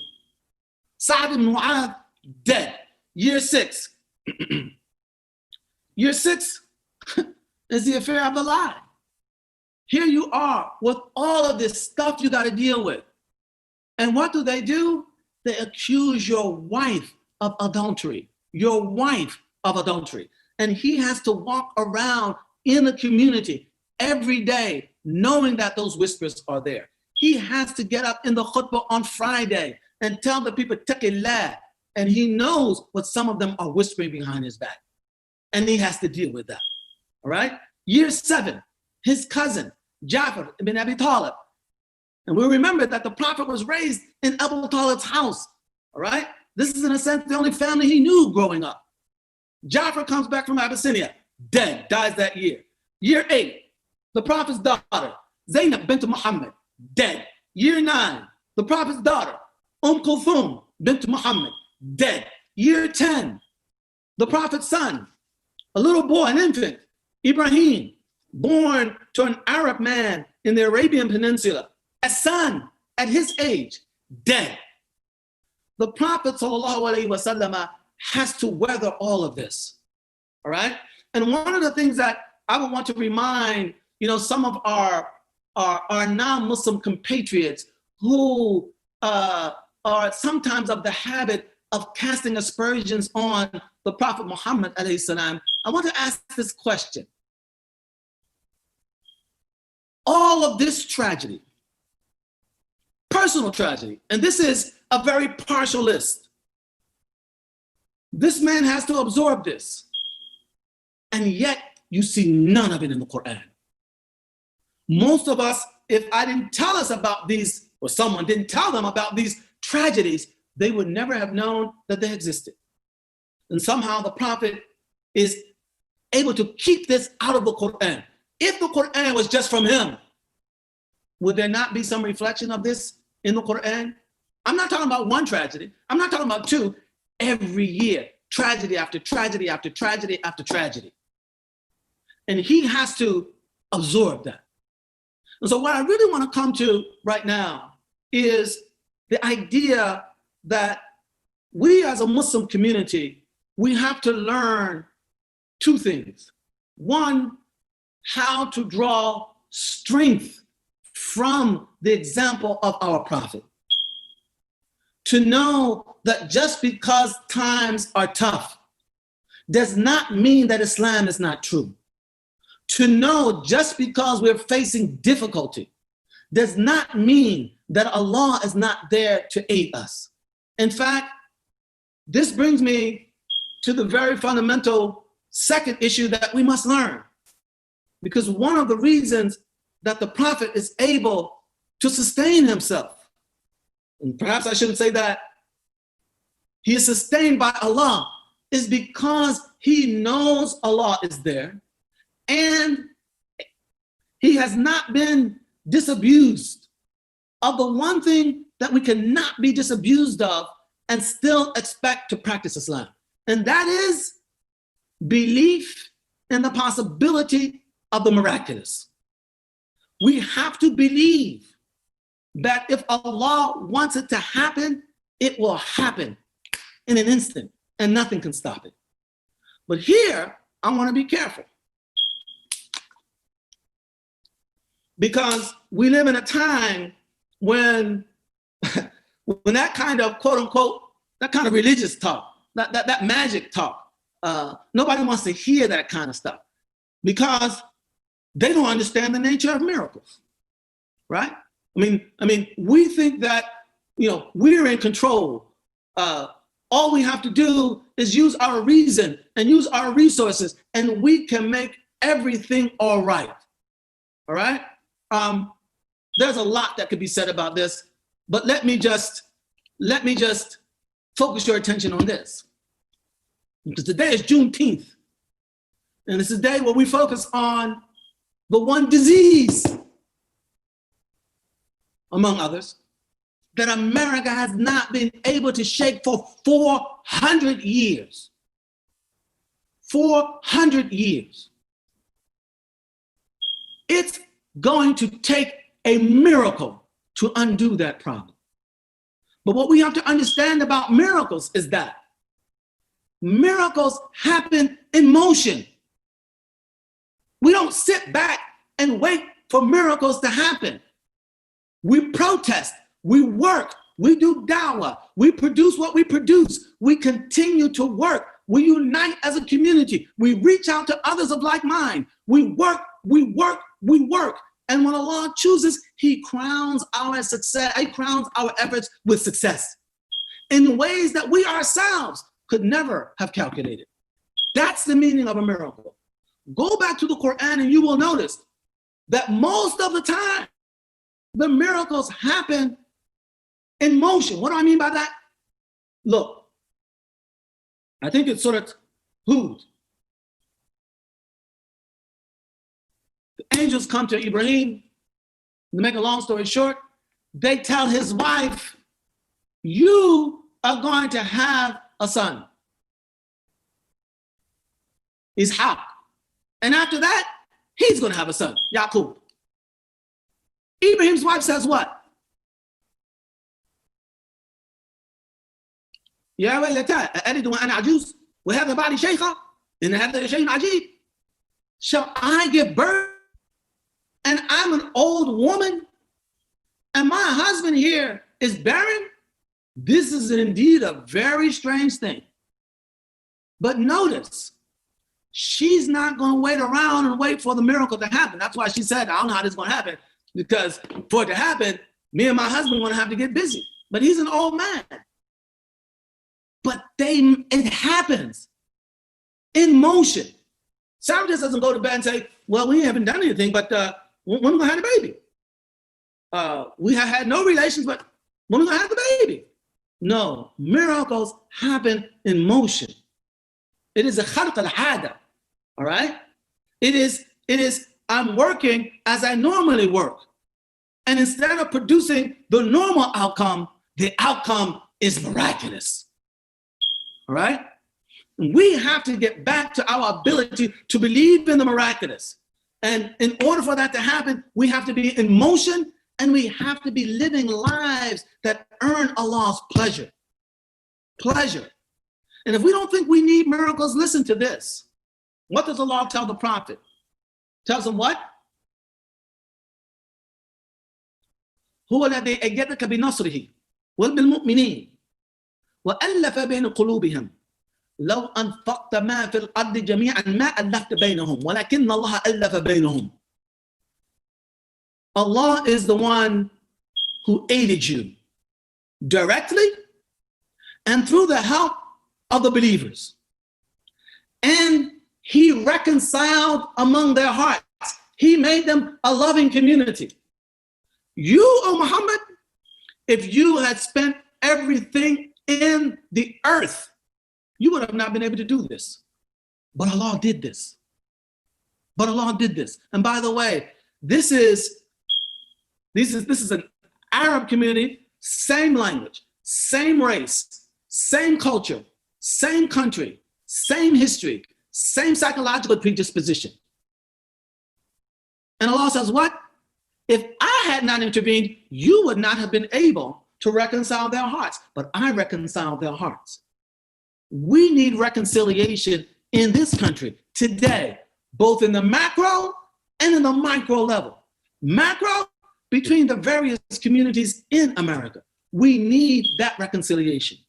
And we must work as a Muslim community and ask for Allah's aid in being agents of bringing that reconciliation about. But perhaps even before that, we have to find ways to bring reconciliation to our own community, so that we are not like those people whom Allah describes in the Qur'an. We don't want to be those people. You think that they're all together, but their hearts are flying in 1,000 different ways. We don't want to be those people, right? This can happen, but it can only happen if we're able to draw resilience from the example of our prophet, because human beings are not going to be anything but human beings. And they're going to disappoint you. They're going to hurt you. They're going to betray you even when they don't know it, right? They're going to look down on you. They're going to misquote you. They're going to misunderstand you. All of this is going to happen. And if we are just, as we used to say back in the day, if we just get socked out of the box because our community is not the ideal community, all right, well, then we're never going to be able to be there for that miracle to happen.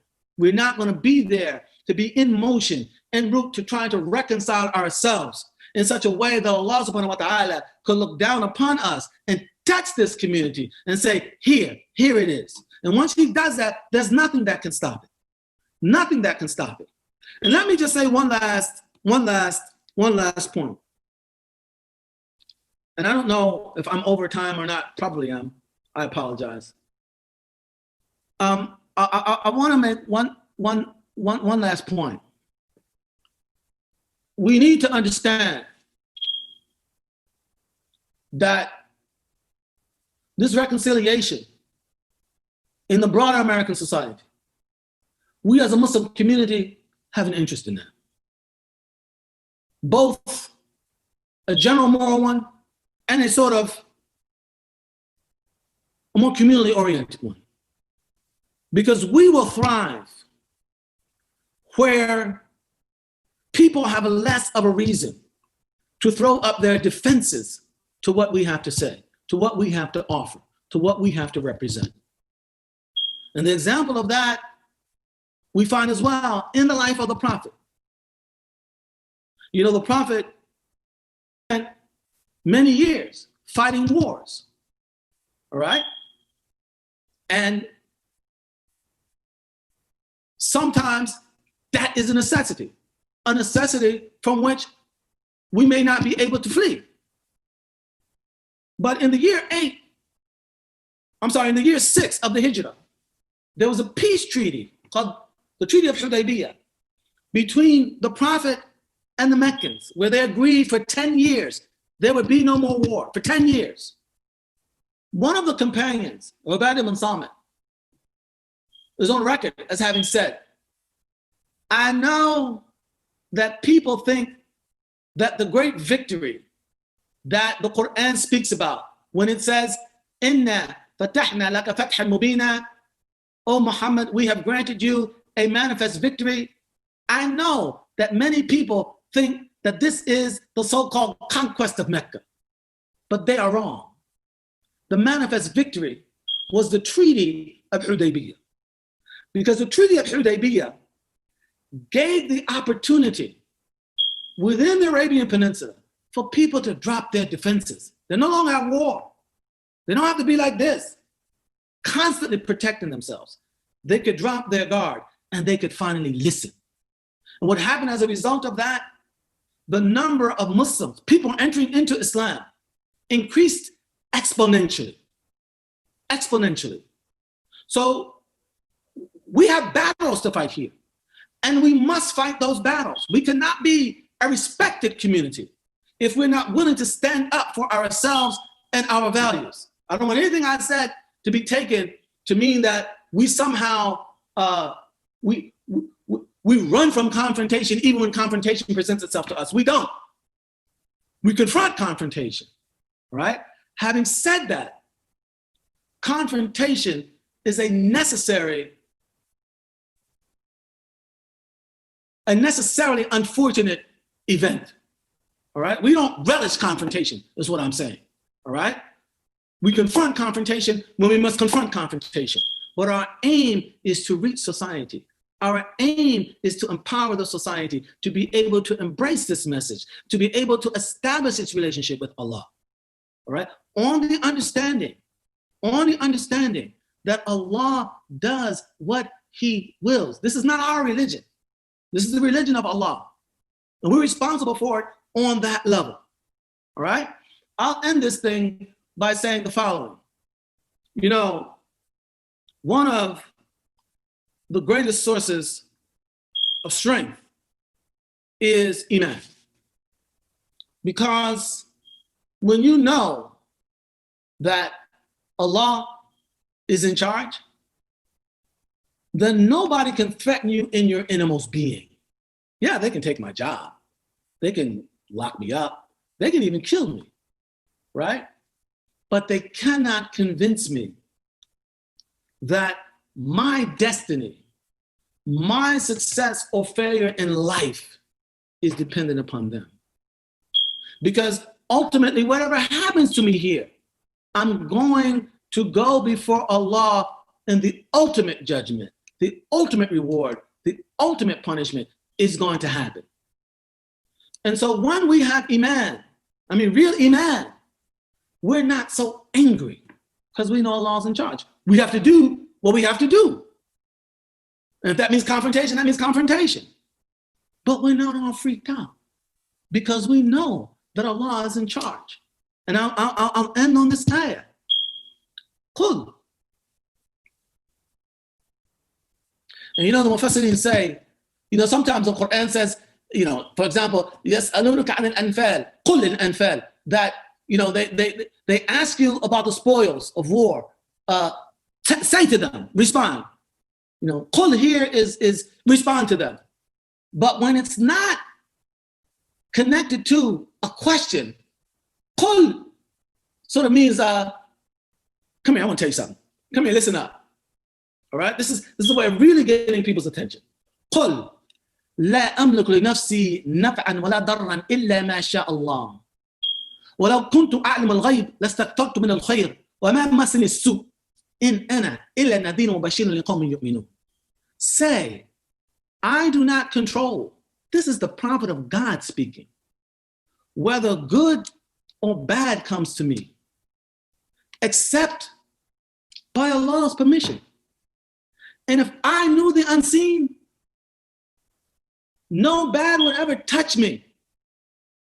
And I would augment nothing but good for myself. You saw the tragedy that hit him. I am but a warner and a bringer of good tidings to a people who believe. All right? That is the mindset that we have to reestablish ourselves with. And that has to inform us both in terms of how we deal with each other and how we deal with the broader society. Remembering, people will disappoint. People will hurt. They're only people. They're not God. And so we cannot allow ourselves to be taken out of the play simply because human beings are acting like human beings. This is the importance of our connection with Allah and the importance of our connection with the Prophet ﷺ as a real life model, as someone from whom we can draw strength in his example. And we will need that strength, especially in the trying times that we are living in now. But rather than only recognize the difficulties of the times, recognize as well what we have to gain if we are successful. What we have to gain if we are successful. Because as a community, we cannot continue to blow these opportunities in the manner that we have been blowing them. And maybe somebody will ask me to explain that in the question and answer, and I'll try to. But right now, I'll just stop right there. أقول قولي هذا واستغفر الله ولكم لسائر المسلمين والسلام عليكم ورحمة الله وبركاته. Alaikum salam. Thank you, Dr. Jackson. That was beautiful. Jazakumullah khair. So there's a couple of questions that came in, and anyone who has more questions, you can type them in the chat or email them to us if you'd like it to remain anonymous. You can email info@celebratemercy.com, inshallah. One question, Dr. Jackson, is this person, Dominic, said, Salam, Dr. Jackson. I'm looking at my other screen here. In your book, Islam and the Black American, you connect the growth of Islam in the Black community with the religious stance against anti-Black racism found within Islam. Latino Americans have steadily converted to Islam more and more in recent years. Do you find a similar connection with Hispanics and Islam, especially in recent light of America's rising distaste of Hispanic immigrants? Yeah, I think that, the Hispanic, the Latinx community has a connection to Islam in two ways. One is the fundamental way. We have to understand, I tried to make this clear before, that again, when the focus is Allah, all right?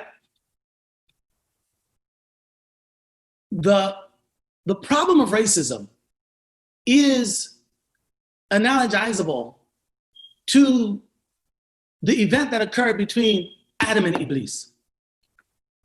When Allah told Iblis to bow to Adam, he said, no, because I'm better than him. You created him from fire, you created me from fire, and you created him from clay.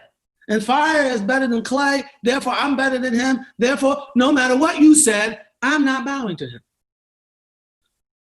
That's what we do when we engage in racism. This skin color, whether it's white, pink, yellow, orange, whatever it is, I didn't put it there. I didn't do it, all right? There is nothing that should induce me to think that I'm better than you purely on the basis of my skin color. And that message should resonate in all communities, in the Black community, in the Latinx community, in the Asian community, all communities, including the white community. Because the white community, I don't want to get too heavy here. Sometimes the burdens of being a poor white who, because they're white, they're supposed to be successful, are enough to drive you mad. To throw off this notion that because I'm white, I'm supposed to be anything, releases a huge burden from those people, all right? And so what we want to do is bring this message that we are not, because of our skin color, better than anyone. Now, I want to be very clear here. Just because we don't believe in racial hierarchy doesn't mean that there's no hierarchy. If whatever we are, if we are engineers, there are going to be some engineers who do that thing better than other engineers. And those people are going to be held in higher esteem, may make more money, may get more contracts or whatever. All right? Even in Islam, okay? There's no fadl illa bi taqwa. All right? That those who have more taqwa have a higher station. The question is, what criteria for hierarchy do we want to establish? All right? And what happens all too often is that people want to establish as a criteria for hierarchy those things that come natural for them or automatically for them as their skin color, all right? So they're put at an automatic advantage over everybody else. This we have to exist, both within Islam and without. So the first connection I would argue that the Latinx community has with Islam is understanding that basic fundamental message of Tawheed. Secondly, of course, there is the Spanish connection. If you ever go to Spain, I don't know if there are any Latinx people listening, but if they ever go to Spain, one of the things it's amazing when you go to Spain, of all of the architecture that just jumps out at you and says, civilization. It is the Mudéjar architecture. It is the architecture left behind by the Muslims of Spain. Islam in Spain meant civilization. And by the way, we're not talking about, people think that, Islam in Spain was just, the Arabs come and, that becomes Islam in Spain. No. Spaniards, okay? People like, his name was what? Ibn Pascual. Ibn Pascal. That's the name of one of the Spanish ulama. All right, so these were Spaniards, right? So there is that connection.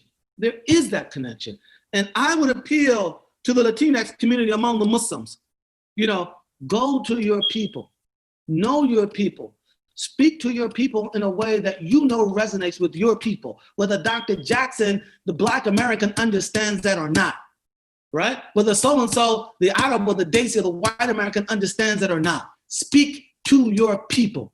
Speak in a manner that's within the boundaries of divine pleasure, but speak to your people. Don't allow other people to substitute their knowledge of your people for your knowledge of your people, all right? And knowledge of a people, right? That's sunnah. The Prophet knew his people very well. And that's why he was able to deal with them as effectively as he was. Wallahu a'lam. Thank you, Dr. Jackson. Another question, you kind of prompted this in your talk. A couple of people asked, can you please explain how we as a community have blown our opportunities? What was the last opportunity that the Muslim community missed? And what is the opportunity now? All right, well, let me just say this. I'm speaking now as a Black American Muslim. And the intersectionality there has to be understood. And what do I mean by that? I mean that I'm a Muslim. That's my primary identity, in the sense that in terms of what is right, what is wrong, that is taken from Islam. And that Muslim identity also ties me to an intellectual, a religious, a civilizational history of all of my Muslim ancestors. That's a part of my history as a Muslim. At the same time, I'm a Black American. And I'm tied to another history. And I think that's what some people must understand, is that I would not be here today, perhaps, as Dr. Jackson, if it were not for the efforts of a long string of Black Americans, going from Martin King to Malcolm X to Ella Baker to Bishop Henry McNeil Turner to Frederick Douglass and on and on. That is a part of my history as well. And as a Muslim, as a Black American Muslim, one of the things that I have sought to do, that I think that I am responsible to do, is to try to get Islam to speak to that history. All right? So when I speak here, I'm speaking as a Black American Muslim. In other words, you know, listen to me with both of those ears. All right? So now let me try to answer that question. For many years, and I hesitate to say this because I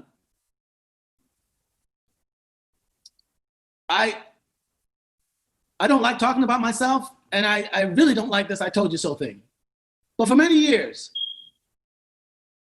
I've been trying to get the Muslim community to understand the importance of this Black American community.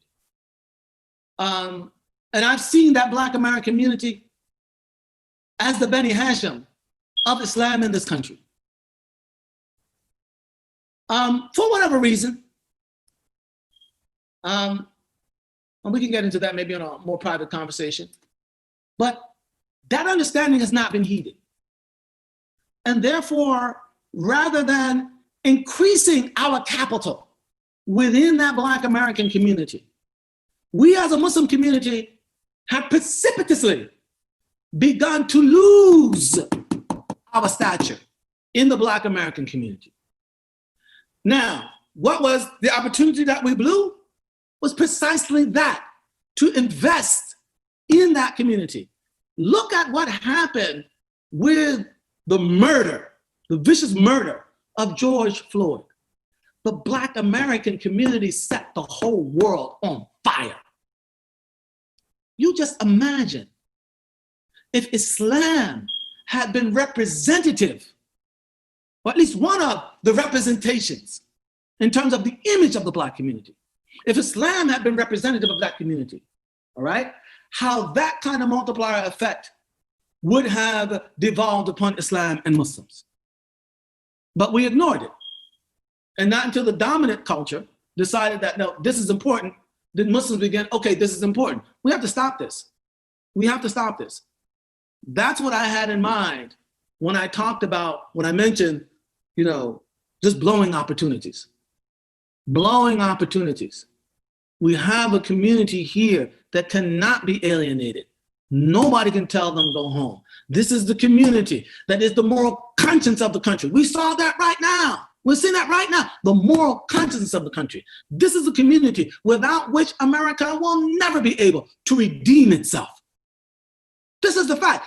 This is a community that produces the most seductive foreign export America has. It's popular culture. And we could go on. All of this in the Black community. You imagine, all right, if Islam becomes, all right, that household word in that community. If Islam becomes representative of that community.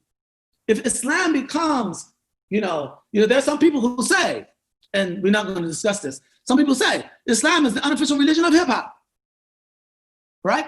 You know, when Islam gains that stature in that community, multiplier effect happens and good things happen, right? But we've not invested in that. And that's all I'll say about that. Allahu A'lam. Okay, we'll close with one last question based on your talk. Someone was asking, does this mean that COVID-19 is not a result of Allah's wrath or anger with us, or is it that He is angry with us? You know, many of us are making dua because we feel like Allah is angry with us, and I believe Allah is kind and loving. So, and I think this is a common question we've gotten in multiple programs. How do we interpret this pandemic? Is it something of Allah's wrath, or is there a divine wisdom for it? That how do we interpret it theologically, this current pandemic?